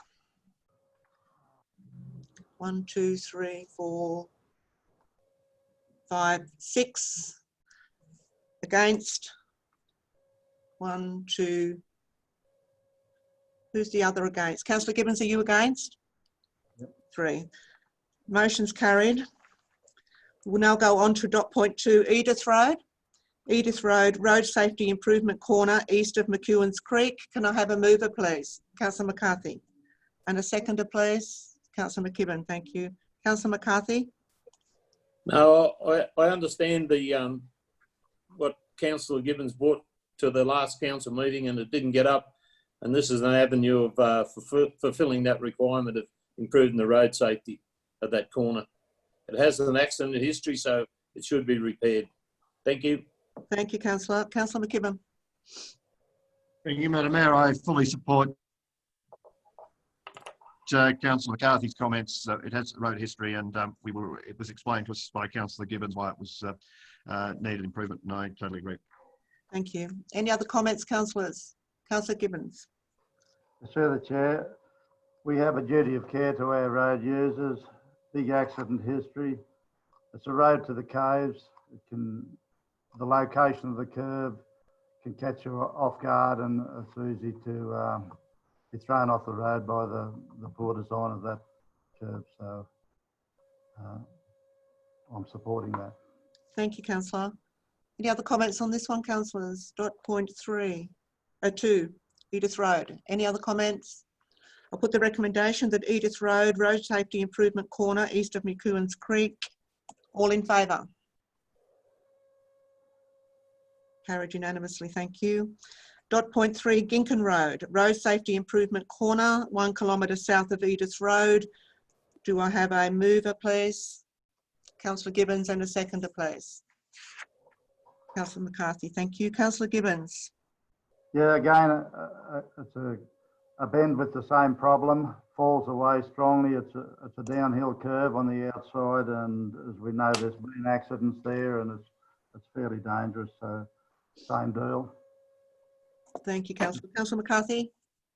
No, I'm happy with the comments. Thank you. Thank you. Any other comments, councillors, on this one? If not, I'm going to put the recommendation that council allocate the local roads and community infrastructure program funding to the following roads. Ginken Road, road safety improvement corner, 1 kilometre south of Edith Road. All in favour? Carried unanimously, thank you.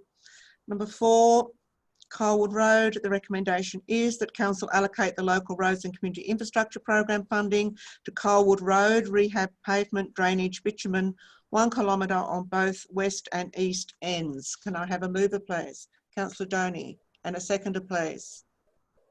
Councillor Kellam. Councillor Doney.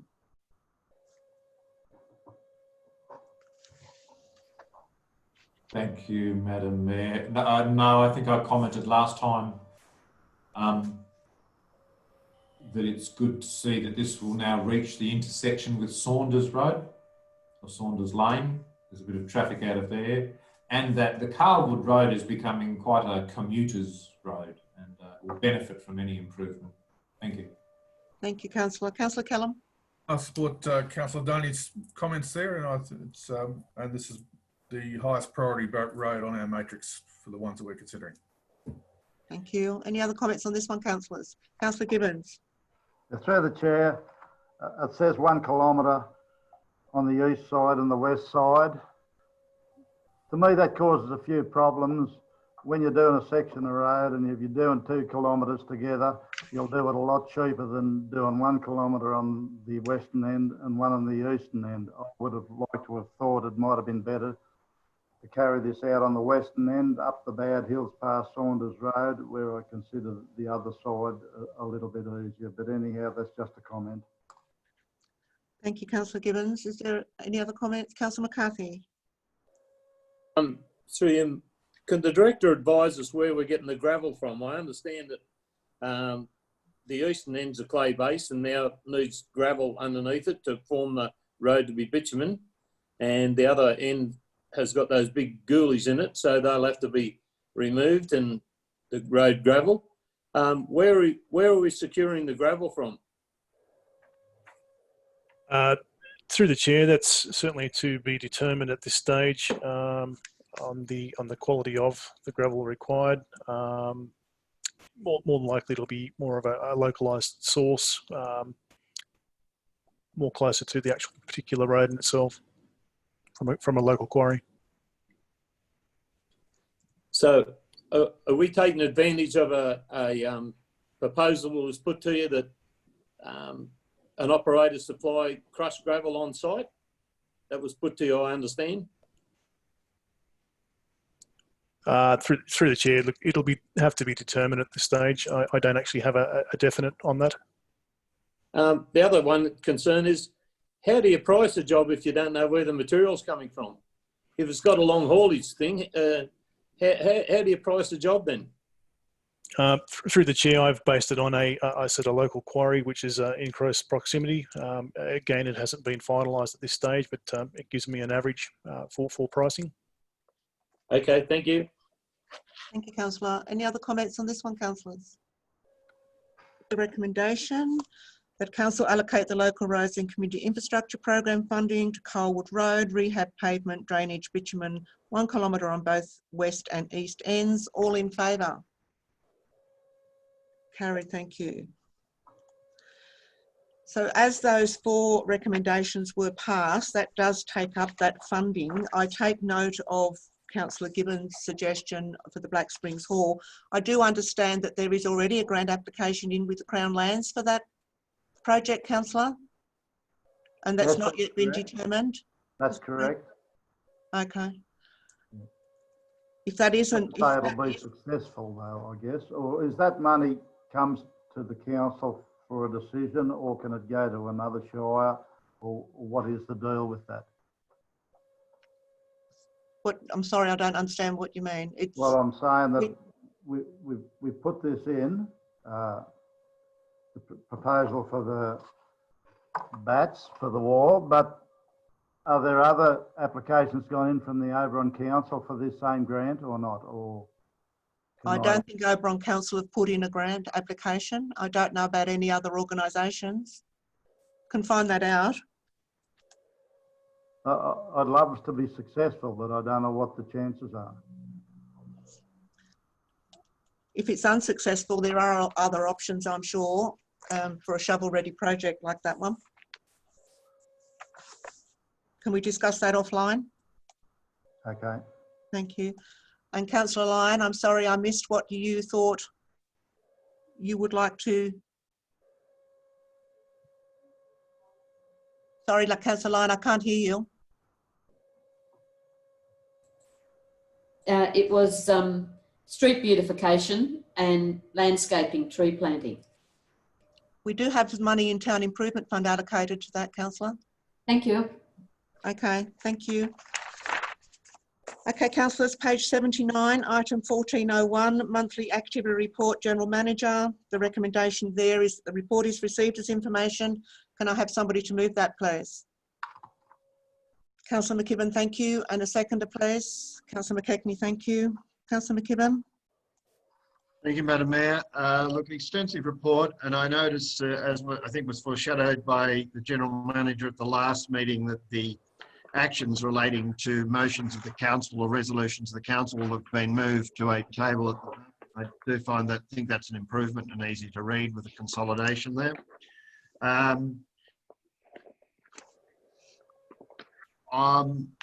With all these tourist activities, obviously, and I'm referring basically to page 82, in light of the current COVID-19 situation in Sydney, involving a number of hotspots, what are we intending to do in relation to the marketing activities outlined under marketing on page 82? Welcome back tourism campaign, etc. Do we need to suspend those currently to see what the continued situation is relating to the Crossroads Hotel, to the Bateman's Bay Soldiers Return Services League RSL Club, and I understand some outbreaks in the eastern suburbs of Sydney? Are you suggesting we put a halt to all of our marketing? Well, I'm suggesting we need to be mindful of the fact that there could be another lockdown, Right. On the basis of what's come out today and yesterday. Mm-hmm. Noting that numbers attending events and obviously restrictions on pubs have been tightened, and there's new restrictions coming in, I think, on the 24th, which is 3 days away. I do think we need to have this in the back of our mind, that we may have to, maybe we should just suspend these at the moment, pending what's going to happen. Well, I think we are. I would appreciate other councillors' views on this, but hear that, you know, we don't know where we're going at the moment. It may be contained, but it's certainly been accelerating the last few days. We are, of course, abiding by all the Office of Local Government and Health guidelines as they come down in regards to events, and it is a rapidly changing space. Most of this campaign is already actioned. Right. So we can get a report from Matt for you if you'd like to. Certainly can't speak to it, but well, I just think we need to. I think we are conscious all the time, because we are governed by lots of rules and conditions, and should an event come up where conditions stop it going ahead, obviously it won't go ahead. But if you're not planning for things and there is no restriction, you've lost that market. So, which is very important to our business community. So I suppose it's a catch-22 situation, but happy to get Matt to, or the General Manager to get Matt to give a little bit of an update on where he's sitting with that strategy.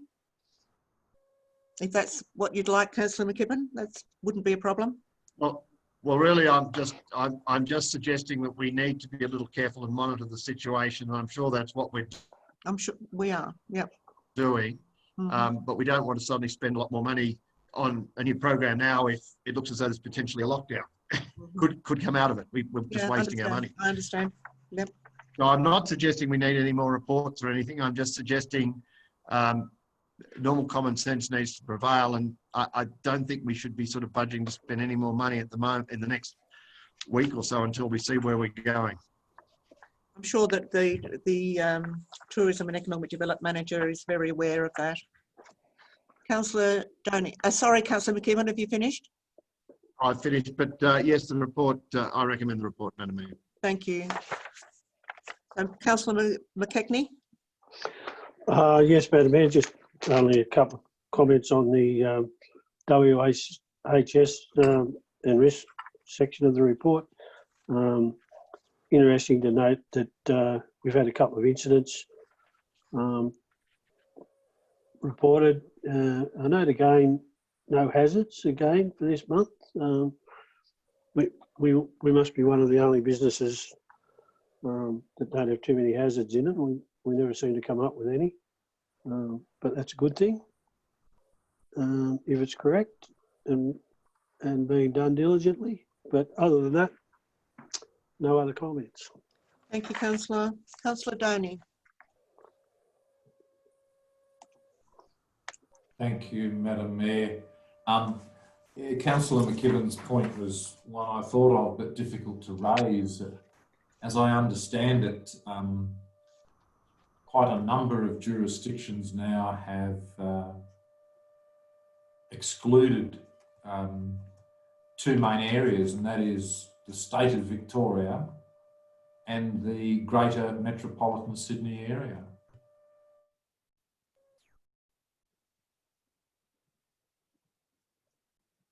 Thank you. What's your suggestion, Councillor? At the moment, that's... Victoria's are cut off at the borders, so that shouldn't be an issue. But greater metropolitan Sydney, I don't think you can go to Queensland, Northern Territory. No, that's right. And, you know, it's the greater metropolitan area, you know, it's the whole shebang. So that's a risk for us. But just a couple of other elements. Councillor McKechnie was talking about the safety statistics, and I just wanted to inquire, the first aid injury and the medical treatment injury, are those workers okay? How severe or light was that those situations? Through the chair. Through you, Madam Mayor. Through the chair, minor and okay. Okay, thank you. And also page 81, the Central New South Wales JOHR, under paragraph E. I know it comes up later in our business papers, but we had a problem with a local business sourcing convenient training for key workers required by legislation because of the withdrawal of a local training organisation. Does this offer any solution to that problem, or should we save that for confidential later? Through the chair, our officers are always looking at opportunities where we can partner with others to get things done in a regional sense and therefore cheaper for us.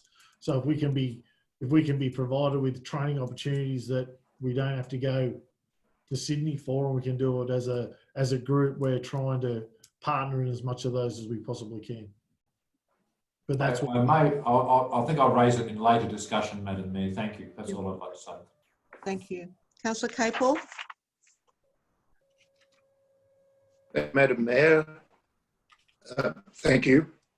Just on the subject of promotion and marketing that Councillor McKibben raised there a while ago, I agree with what he said about that we need to be watching the expenditure on these issues just at the moment.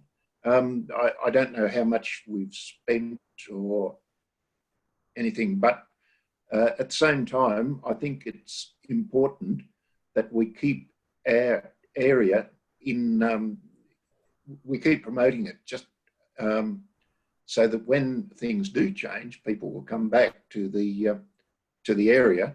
We've had a huge result. Everybody in the accommodation industry, with the possible exception of the motels, has been flat out and basically quite unprecedented levels of people coming into the area. I think it's been a terrific campaign, and we need to keep it trickling along. The visitation from people and from whence they come is not an issue for council. That's a state government. They'll decide who gets locked down and who doesn't. And I don't think we could play any role in that at all. Not in the actual closing of the area, no, we definitely couldn't. That does come from the state government, but I take the point about being very careful about what we're investing in at the moment. So, any other comments, Councillor? Absolutely. The General Manager. Thank you, Madam Mayor. Just by way of clarification, the information that's been provided in that space has come from the grant that council received, being that $100,000 that council has approved back in, I think it was June, maybe May, when we put it together. It was through our bushfire funding, and it's under the control of Resilience New South Wales now. And just to give some, maybe some, to relieve a little bit of concern, we're meeting with them next week, in fact, to discuss all these things, especially in relation to how we can move forward in a potential COVID situation, and what that would mean for activities that we're proposing moving forward. So hopefully that gives a bit of an overview on the commentary that's been raised by councillors. Any other comment, councillors? Councillor McCarthy. General Manager, give us an update on 8th of July, Spiro Cavalaris. What services are you offering that council don't already have?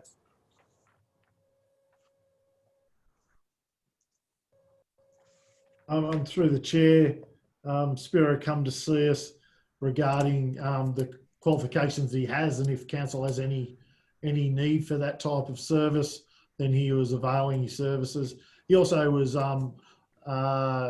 talking to myself and the mayor in regard to potential opportunity for council to further source or further contact local businesses when we're looking to do these things, and provided a number of options on what he believed the council could do to, in fact, re-engage with our local contractors that we took on board.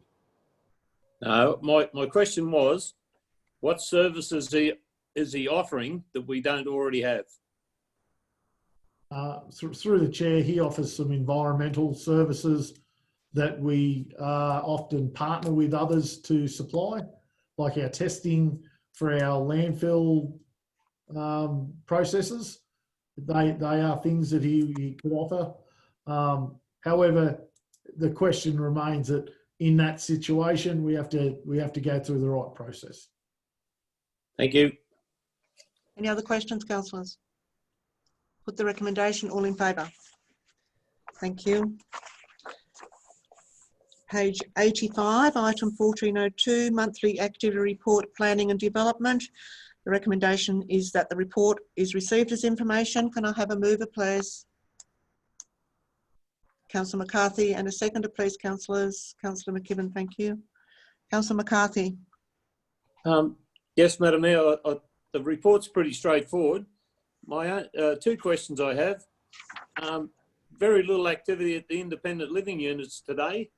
Is that the norm? Hasn't it gone over the 6-month building period? I know we don't want to rush it now at the end, but yeah, there didn't seem very much activity there. A vehicle getting repaired, I don't know whether that fits in with our own requirements, is it? Through the General Manager, planning. Can't comment on today per se, Councillor McCarthy, through the chair, but it's still tracking towards the building's being finished by the end of next month. So, okay, thank you. And the other one was the dog, the Waimorana dog that's out on the Brass Walls Road, that's given us grief and has cost us a fortune. Have we ever tried to trap it individually off site, off its the site of the owner?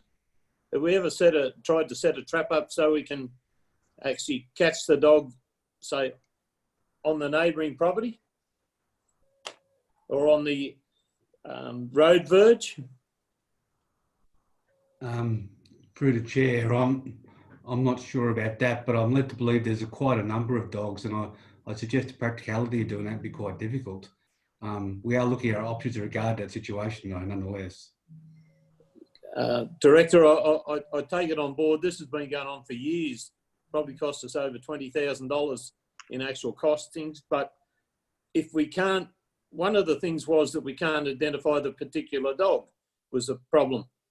I just can't understand why we can't hire or build some traps, fasten them out there on the road verge and trap the dog that seems to be giving everyone a grief. I'm sorry, but I think we might have to spend some money to alleviate the neighbours out there. Through the chair once again, I acknowledge that, but I'm led to believe that the incidents are fairly irregular, and currently I'm led to believe they're back in the yard. I think the bigger issue that I see is to have a long-term solution regarding the management of the animals in question, and that's what we're looking at. Okay, thank you. Councillor McKibben. Thank you, Madam Mayor. I'm just wondering if we'd be, the report's very good, but if we could sort of have a little tracking mechanism for the fitness centre and the independent living units as to how we're going against schedule and cost each time we have this report. So this is a scheduled completion date, how we're tracking against our Microsoft project and whatever is scheduled to achieve that, and where our costs are tracking as against the total cost to complete. Is that possible? Through the chair, we planning and development. Put more information regarding how it's tracking regarding the cost, yes. And schedule, so that we can say that, you know, yes, it's meeting, we were due to get this to this stage at this stage, and that's the practical completion date. We're still tracking to achieve that by that date, something like that. The other question I had is in the first section under compliance and certification, which is 7 planned activity for June, July, page 85. It's a little oblique, and maybe it's necessary to be oblique about the investigation of unauthorised residential accommodation. It's not where, not even reading between the lines can we really actually ascertain what that all involves, but I'm assuming it's of a confidential nature. Through the chair, it is deliberately somewhat oblique in nature. The reason I included it is because we've had a couple of situations with people living in sheds, and we're trying to balance getting approval versus ensuring the safety of the occupants. It is a balancing act, but that's why I included it, but I can't talk about the details now. Okay. And the third thing, Madam Mayor, if I could just comment on the dog issue that Councillor McCarthy. I know that both LLS and National Parks, Jules Brossett National Parks in Oberon, have extensive experience in getting rid of wild dogs, and I'm sure it could extend to dogs that are also domestic that are tracking onto people's land. Cameras are always a good idea to actually be able to identify them if you could with infrared cameras. They have access to those. The other thing is that there is an automatic right of, obviously, as we know, of an owner, if dogs stray onto their property and are attacking stock or anything, to shoot those dogs or to eliminate them. I reconfirmed that with the LLS recently. So it might be worth talking to LLS or Jules Brossett at National Parks in Oberon, and I think I've got the LLS contact somewhere if the Director of Planning and Development requires those. But I second the report, Madam Mayor. Thank you. Any other comments, Councillor Joni? Thank you, Madam Mayor. Yeah, I just noticed the compliance and certification issues too, because there are a few sheds and containers being used over recent years as residences in the council area that don't lend themselves to an attractive residential scape I'm just wondering, on page 86, down the bottom, total fees for applications, 8,995. The year-to-date income is 136,000. 138% of the total income, roughly. What are we doing automatically with that excess over the budgeted figure? Through you, Madam Mayor, to anybody really? You mean physically what happens to that money? Yeah, where's the money? Through the finance director, I'm feeling.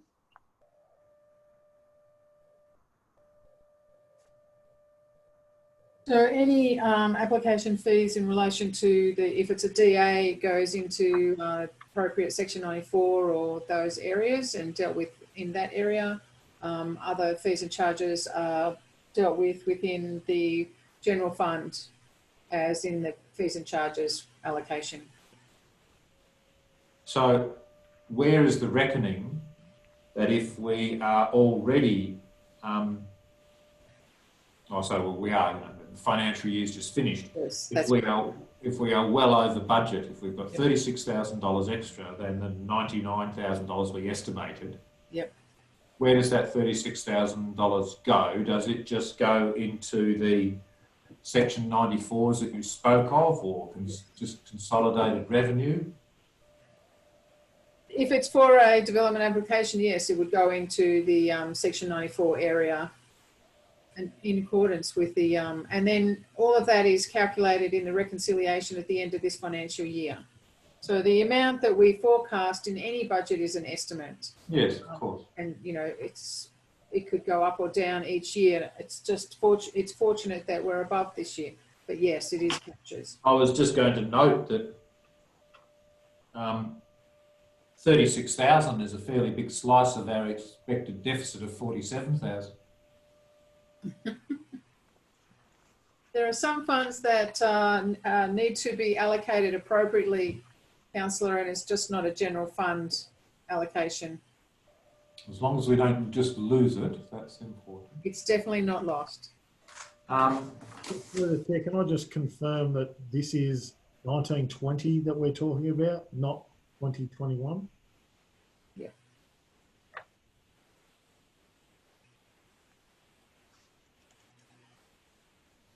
Is that it, Councillor Dunning? I could not hear anything that the General Manager said, Madam Mayor. The General Manager clarified that that over or that excess funding was 1920, not 2021. I agree. That So, was, you know, which is just finished. That year is, I was aware of that. okay. You know, that's why we've got the money now. That's right. Thank you, Madam Mayor. Thank you. Any other comments on this one, councillors? Councillor McCarthy. The independent living units, we were told a 6 months contract with no rise and fall. Was that correct? We might have to ask the General Manager.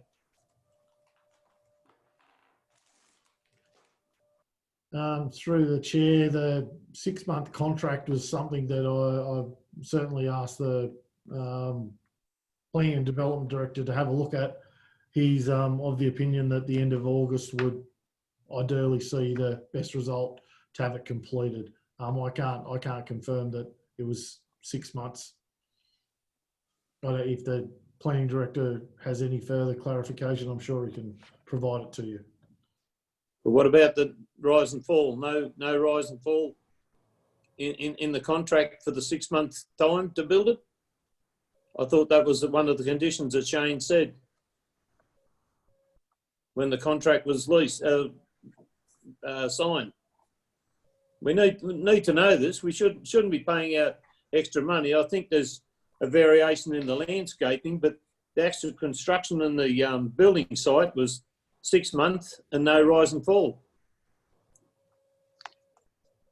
And the Planning Director come back to Councillor McCarthy with that clarification? In regard to Madam Mayor, it's going according to budget in regard to the main build. I can't comment on the 6 months at this point in time. I need to take that on notice.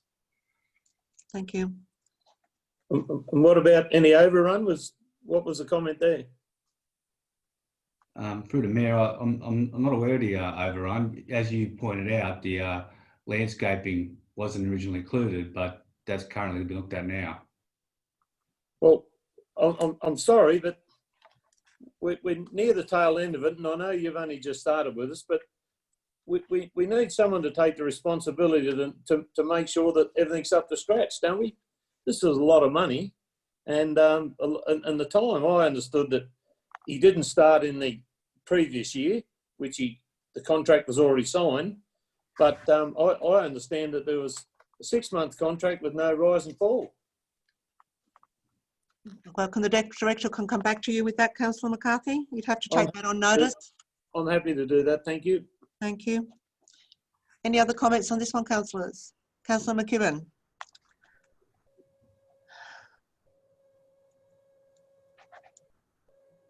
Councillor McKibben. Can you hear me, Councillor McKibben? Madam Mayor, the internet keeps cutting in now. I, like Councillor McCarthy, thought it was a 6-month fixed-term contract is what I thought it was explained to us as. That will come back then. The director said he would take that on notice. Thank you. Any other comments, councillors? I'm going to put the recommendation. All in favour? Carried, thank you. Page 90, councillors, item 1403, monthly activity report, technical services. There's a recommendation there that report is received as information. Councillor Doney, thank you. A seconder, please. Councillor McKibben. Councillor Doney.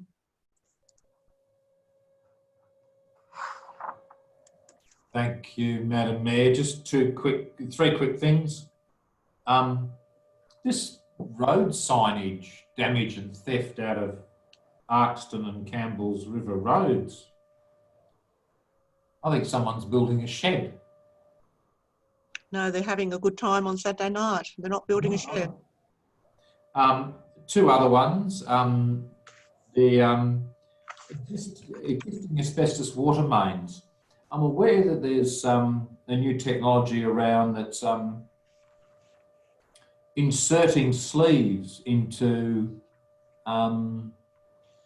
major and minor piping systems, which reduces the cost of digging them up and fixing them and stuff like that. Are we digging these things up, or are we putting in sleeves in them?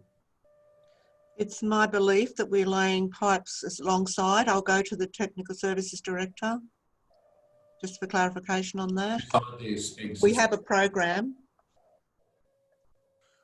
Yeah, through the chair, we have been replacing the old fibro asbestos cement pipes with new Blue Brute or PVC equivalent pipes, which is the standard. Yeah, quite well aware there is a pipe bursting technology out there that can particularly re-sleeve pipes. It's more probably preferred in terms of a repair mechanism. Certainly when you've got a case where it's a hard to get scenario for a repair, but ideally where ground conditions permit, it is probably more ideal to replace the particular asset in totality. Okay, and just lastly, it was a very successful PR exercise to mow the O'Connell Recreation Ground shortly after it came into our possession. People were very pleased and glowing about it, and so well done that we got someone down there and tidied it all up, and people increased their sense of ownership, so that was great. Thank you very much. Thank you, Councillor. Councillor McKibben. Thank you, Madam Mayor. It's pleasing to see the works continuing with the Oberon street footpaths, and it's evident. Baldridge Road, Technical Services Director, what are we going to do about that? It seems to be repaired and then seems to revert to its former self again, and it's, I don't know, what is the fix for it? Because as soon as work's done on it, it seems to go back to, and if we have another storm this weekend, it'll probably again go into a shocking state. Through the chair, certainly there's been issues with the ongoing haulage that was out there at the time when we were trying to repair what was already sustained damage to the road. Again, the quality of particular road-based material locally, obviously to try and keep costs down, has always been a bit of an issue in the particular area of the local government area of Burriga. We are currently looking certainly at other alternatives around the Burriga area, and probably in the near future hope to bring some sort of report before council to talk to that. So those discussions and that quality of material source are being ascertained in the immediate near future. But it's an issue certainly if you've got heavy vehicles still running on a road that's just been freshly gravel resheeted until such time it has time to certainly dry out, and the winter temperatures don't really help. We can only hope that certainly with what we've just done here in the last week, we'll hold together. Thank you, Madam Mayor. I second this report. Thank you very much. Councillor Lyon. Through you, Madam Mayor, just want to say the parks and gardens are greatly improved. It's showing, it's very obvious. The mulching's looking good. The mowing has been attended to, slashing along the sides of the roads, especially the entrance in from Abercrombie looks so much better. Also, the pavers, the improvement in the pavers in the main street, the taking out of all the broken ones really looks good. The footpath going across the pedestrian crossing is much better.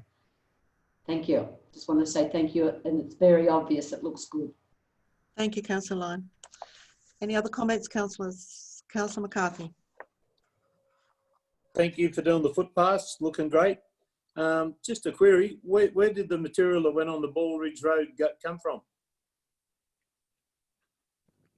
To the director. The material initially, we had one off Forestry Corporation as support to local transport. So again, the inferior types of material that are particularly around that area are the difficulty in terms of being able to, get stability in that road. So we're having to, for any decent material, having to haul it, certainly some distance, and that's back as far as at least the Five Ways or the Isabella Road pit there. You didn't identify where it come from? Some of it did originally come from, I did say the Forestry Corporation in terms of their nearby gravel pit. So a lot of that was from that particular pit. So that has been the issue in terms of the gravel quality and why the road sort of hasn't performed as good as it should. Okay, thank you. Any other questions, councillors? For the recommendation, all in favour? Carried, thank you.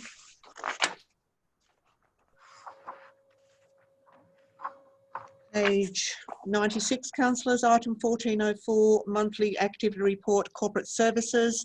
The recommendation is there that the report is received as information. Can I have a mover, please? I'll move that. A seconder, please. Councillor Donny. Thank you. I think that's a very good report.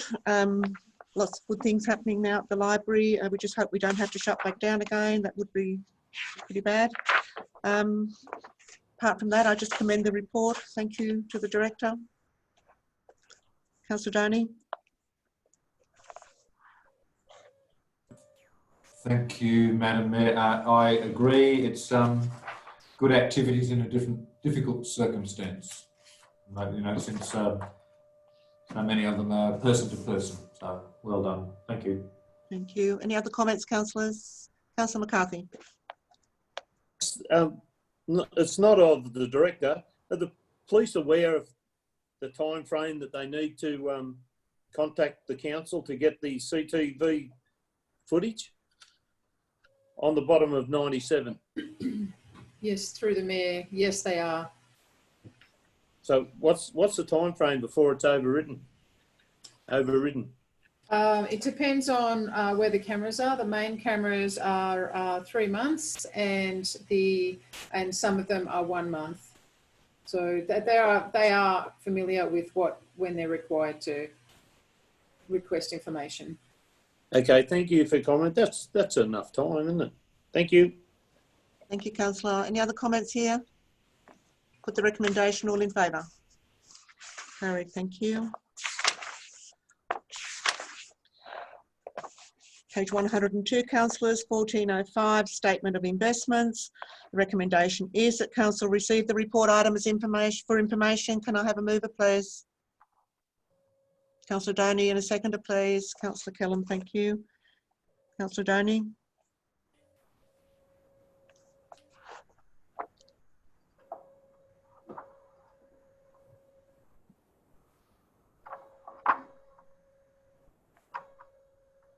I hope, thank you, Madam Mayor. I hope that we continue our vigilance of successful financial management. I thank the director for their article on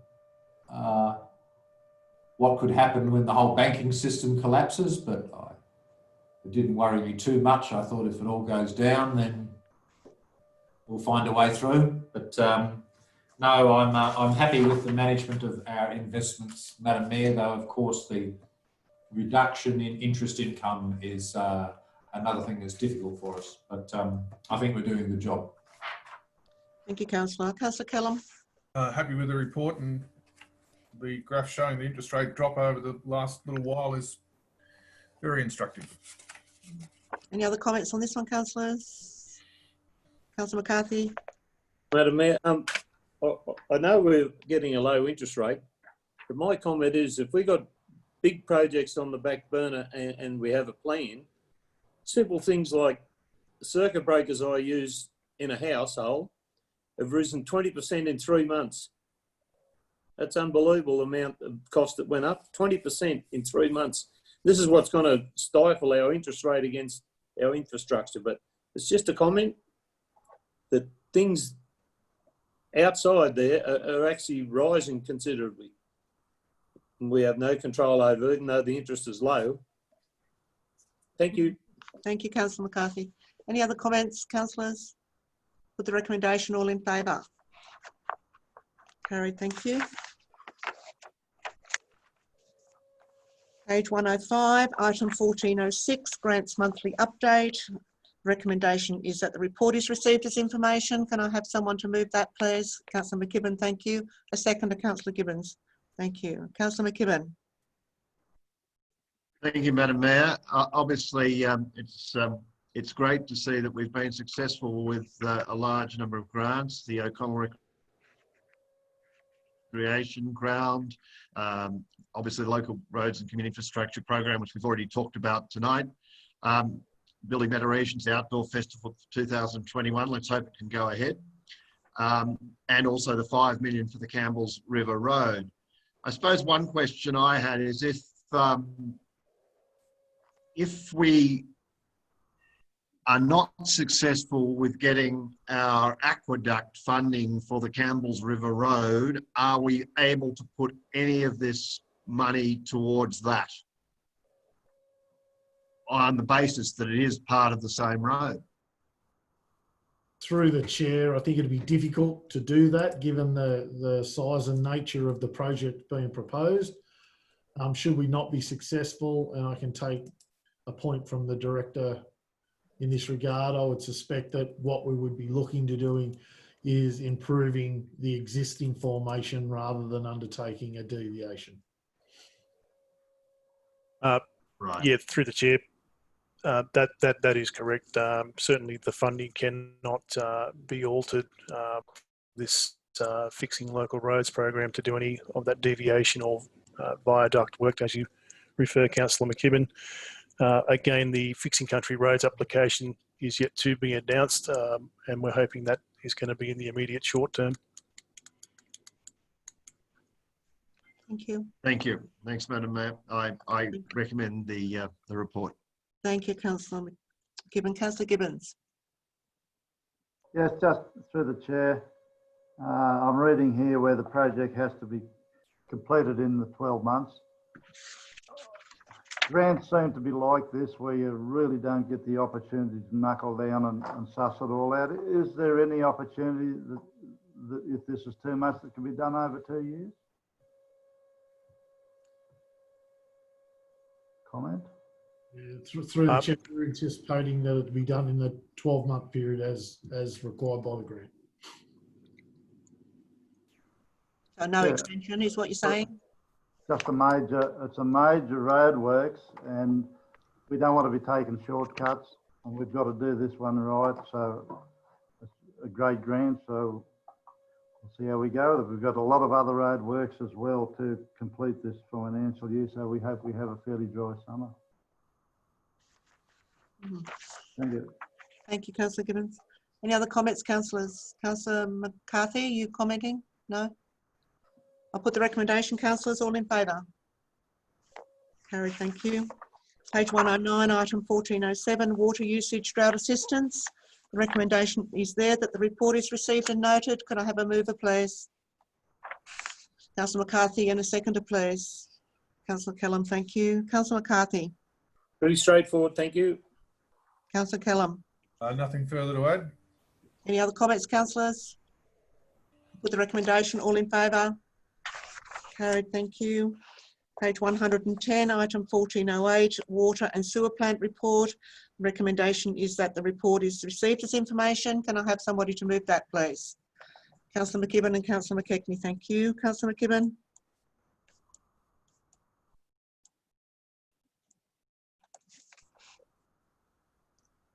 We can't hear you, Councillor McKibben. Yes, we can now. Sorry, Madam Mayor. I move that the report be accepted, Madam Mayor. It speaks for itself. Thank you so much. Councillor McKechnie. Yeah, Madam Mayor, it's pretty straightforward. Some routine maintenance and some repairs. Yep, I recommend the report be accepted. Thank you, Councillor. Councillor Doney. Thank you, Madam Mayor. Page 111, but purely,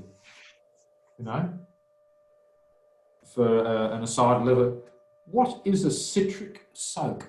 We had 2 citric soaks due to high levels of manganese in the water treatment plant on 111. Can anybody tell me what a citric soak is? Yeah, through the chair. That's a maintenance process with the actual the filtration membranes at the water treatment plant. It's a citric acid that's actually applied in a soaking type process in the raw water tank. So it with the dam levels getting as low as they are, the metal levels are obviously increasing, manganese, and it does require, has been requiring more frequent servicing. To remove the manganese? Well, yeah, to remove manganese and a few other elements, yes. Thank you very much. Thank you, Madam Mayor. Thank you, Councillor. Any other queries on this one, councillors? Councillor Capel.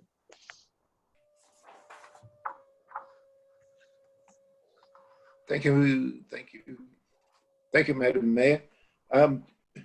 Just something that I guess we're all going to have to come to terms with and give a fair bit of thought to is the fact that we are now at the end of July. Weather is soon going to start warming up, and we haven't been using very much water over the last 2 or 3 months, but things are going to change. Are we developing a strategy for what we do when the summer comes? Are we hoping hard enough? We are hoping hard, but we also are trying to put in a strategy with Water New South Wales. The General Manager is constantly talking to them. I'll let him speak to that. Yeah, so Water New South Wales are abundantly aware of the concerns that we've been raising about the constant and ongoing falling of our water supply. It's one of the only dams in New South Wales that are continuing to fall systematically. So it's something that we have been pushing for them to address. they're looking at a number of options, and as part of their IPART review, they are looking at undertaking some work, but they won't tell me what that work is at this point in time because IPART haven't given them money to do it. So it's certainly something that we're continuing to push. We're aware of it. The impacts we're starting to see here, as Chris has just outlined, and we need to be vigilant in pushing that. We continue to look at options outside that, be it laws or likelihood of additional requirements to source water, but we're in one of those situations where we already pay for our water at a pretty good rate for someone else to supply it. So we continue to push Water New South Wales as hard as we possibly can. And we are also talking to ministers constantly. So hopefully there will be something done in the very near future, because as you say, it'll be just a very short time and we'll be in spring and summer if we don't get any inflow. So it is a concern. Any other comments on this one, councillors? Councillor Lyon. Just to comment on the period from the 22nd to the 30th, the water consumption was up, and also on the next page, the sewerage was up. So is this telling us when the visitors arrive, they use more water than we've got? Is that just an assumption I've made? Oh, I'll go to the Technical Services Director for that one. Visitors started coming at about that time. Thanks, Madam Mayor. Yeah, certainly it's a great question, and yes, could be attributed to inflows of additional persons within the actual LGA. But again, look, there's no rhyme nor reason. Certainly that I'm aware or acutely aware of in terms of why that be the case. But yeah, certainly there has been. Yeah, notably another 4 megalitres in comparison to the other 3 weeks. Thank you. Thank you, Councillor Lyon. Councillor Kellam.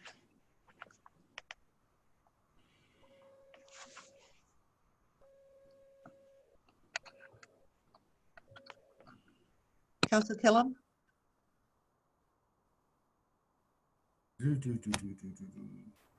Might suggest, Madam Mayor, that the change may also be that it's an 8-day period at the end of the month rather than a 7-day period.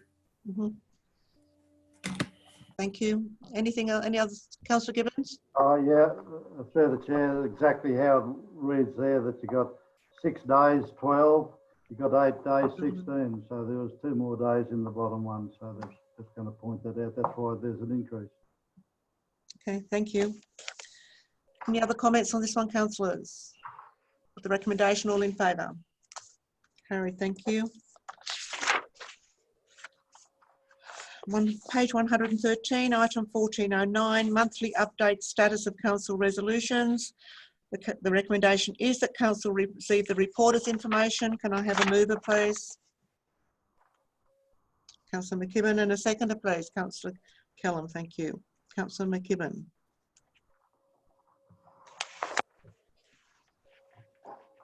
Thank you, Madam Mayor. Just waiting to be unmuted. It's interesting to see that the Dog Rocks issue seems to have moved along, and that as late as the 8th of July, we've actually signed all the paperwork. It's just up to a native title search now. So it's good to see General Manager and Director of Technical Services that this is finally appears to be coming to some resolution. On the item on page 115, item 13200118, the East Oberon Sewage Project. So we're not now anticipating that the final documents will be prepared to September. Is that correct? So I thought we were hoping it was going to be July. And the paragraph above seems to be a little bit ambiguous. Do we now have actual agreement on design, loading and assessment with the department or not? I just couldn't get that from the second paragraph as to whether we had it or not had it, or we're still seeking to get it. Through the chair, certainly we have concurrence for 4.5 EP. That's certainly what's been agreed to. And second, to the bottom paragraph with Hunter H2O, they are working on the documentation adjustments and alike, which certainly makes reference to bringing that back before the concurrence authorities September at this stage. Why September? That's 2 months away. Is it going to take that long? Through the chair again, that's what I've been guided by from Hunter H2O in terms of being able to prepare that and have that ready. But certainly if that becomes something that we can bring forward, that's certainly our ambition. Okay, well, I think it'd be good if we could. This project's been pushing out, and while we've got some momentum with the state government and the relevant department and everything, I think we should be pushing ahead as quickly as we can. Otherwise, funding may not be available in the future. Page 117, 32 210519. The last comment is awaiting confirmation of meeting date to finalise DA. Who's meeting with us?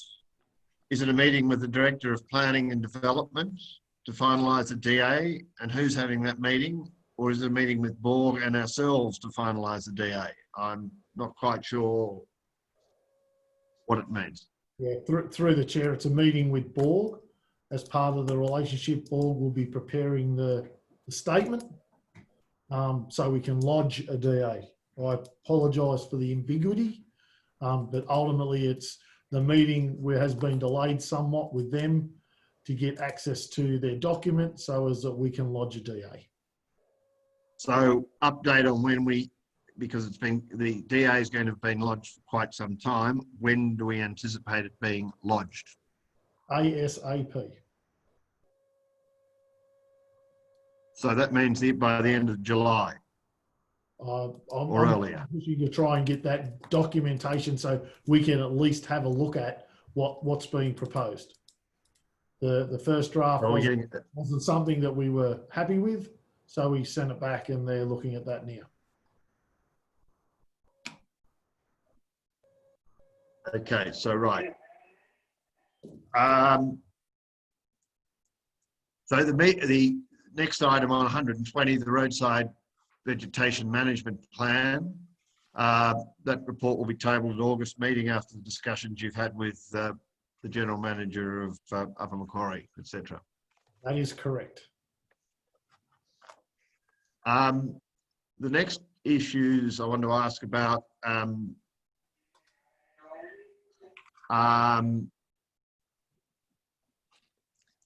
was the resolutions on page 123, 170320 and 170320, 05 and 04. They're under investigation. This is a question to the Director of Corporate Services. When are we likely to have the results of that investigation?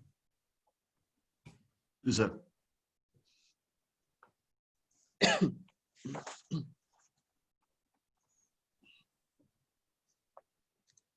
On through the Mayor, page 123, are you referring to 04, 05, 020? That's right. The ones at the top of page 123, 04, yes, 170320 and 05, 170320. Oh, yep. Sorry. The subcategories in the library hours. Yes, the subcategories for the rating was, I advised last meeting that we are aiming for the October meeting for that investigation. And I also, the library hours, we have not looked at that during the COVID restrictions, but we will continue to investigate that. We should also note that... Okay, so... We should also note that the Office of Local Government are actually looking at the IPART recommendations from the rate review as to subcategories as we speak, and we haven't got that result down yet as to what the government might be doing about that. That could actually influence what the director is going to be bringing to us. Okay, so could I just ask that when these are done, that under investigation, expect a report by October or something, or whenever the date is going to be, that it's noted.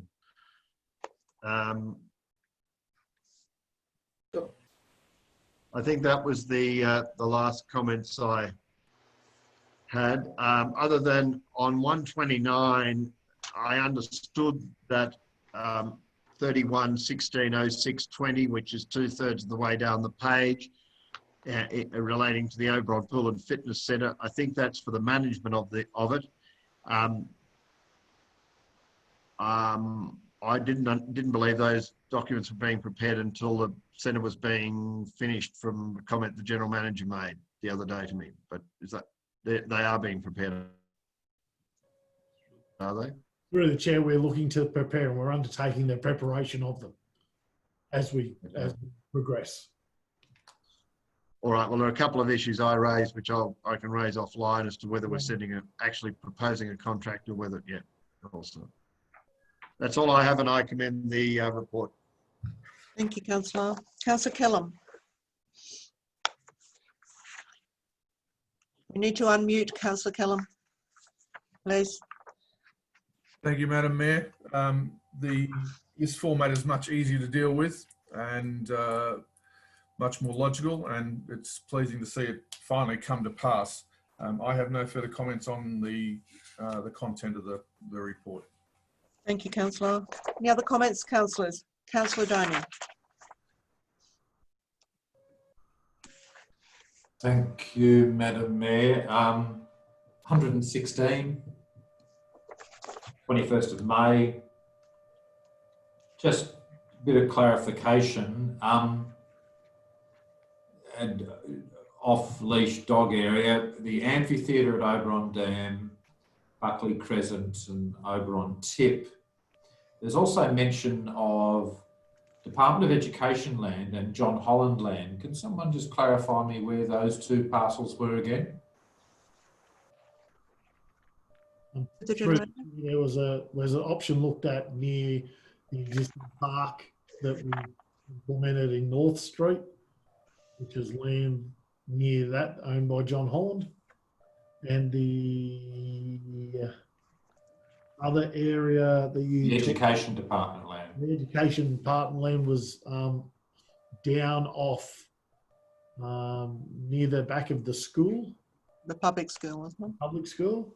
That's all indicated there. The public primary school or the public high school? Public primary school. Oberon Public School.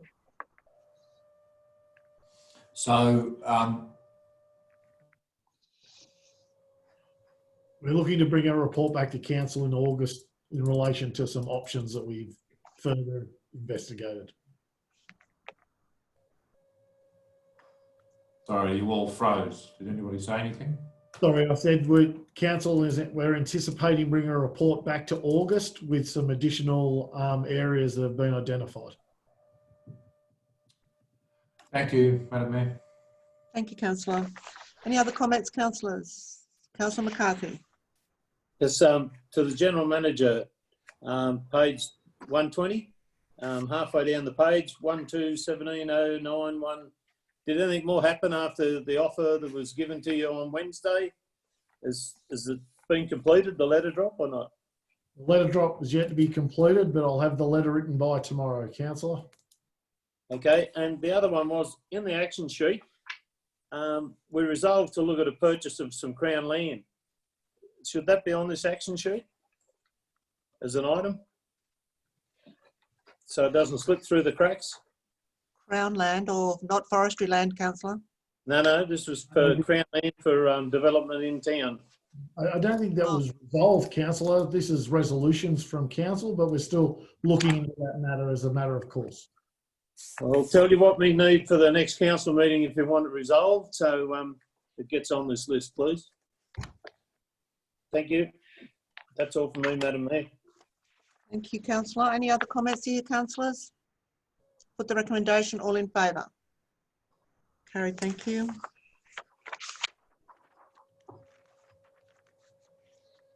On page 130, item 15, there is no urgent business this evening. Item 16, we now have closed session on confidential reports.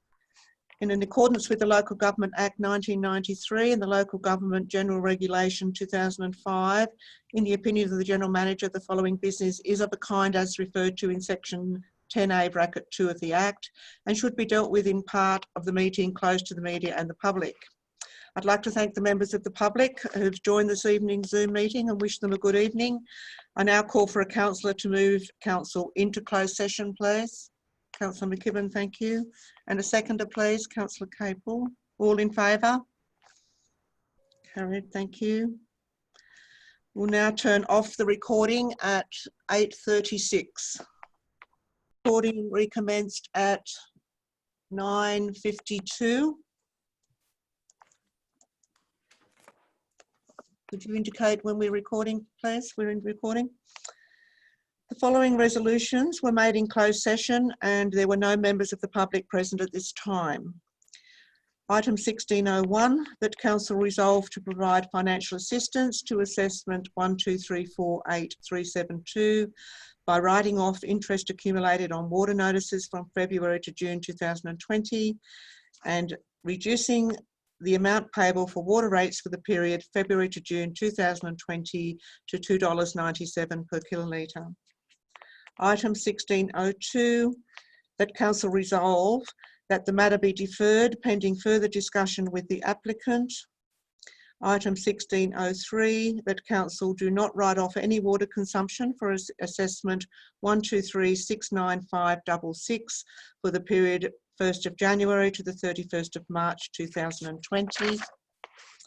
Item 1604, that Council approve the capital funding of $135,000 through an internal loan from Council's Development Reserve as part of Council's 2020-21 budget allocations, allowing for direct acquisition of a second-hand street sweeper from Hawkesbury City Council. Item 1605, that Council do not endorse the request for deferral of Section 94 contributions pending the sale of each allotment within Stage 4 of the Springfield Street subdivision, as it could set a precedent for other like development. Item 1606, that Council defer a decision on this matter pending further information from the General Manager. Item 1607, that Council receive the report for information. I now declare the meeting closed at 9:54, my apologies, 9:54 p.m. The next ordinary meeting of Oberon Council will be held on Tuesday, August 18th, 2020, commencing at 5:30 p.m. Thank you, councillors, for your attendance here this evening, and good night.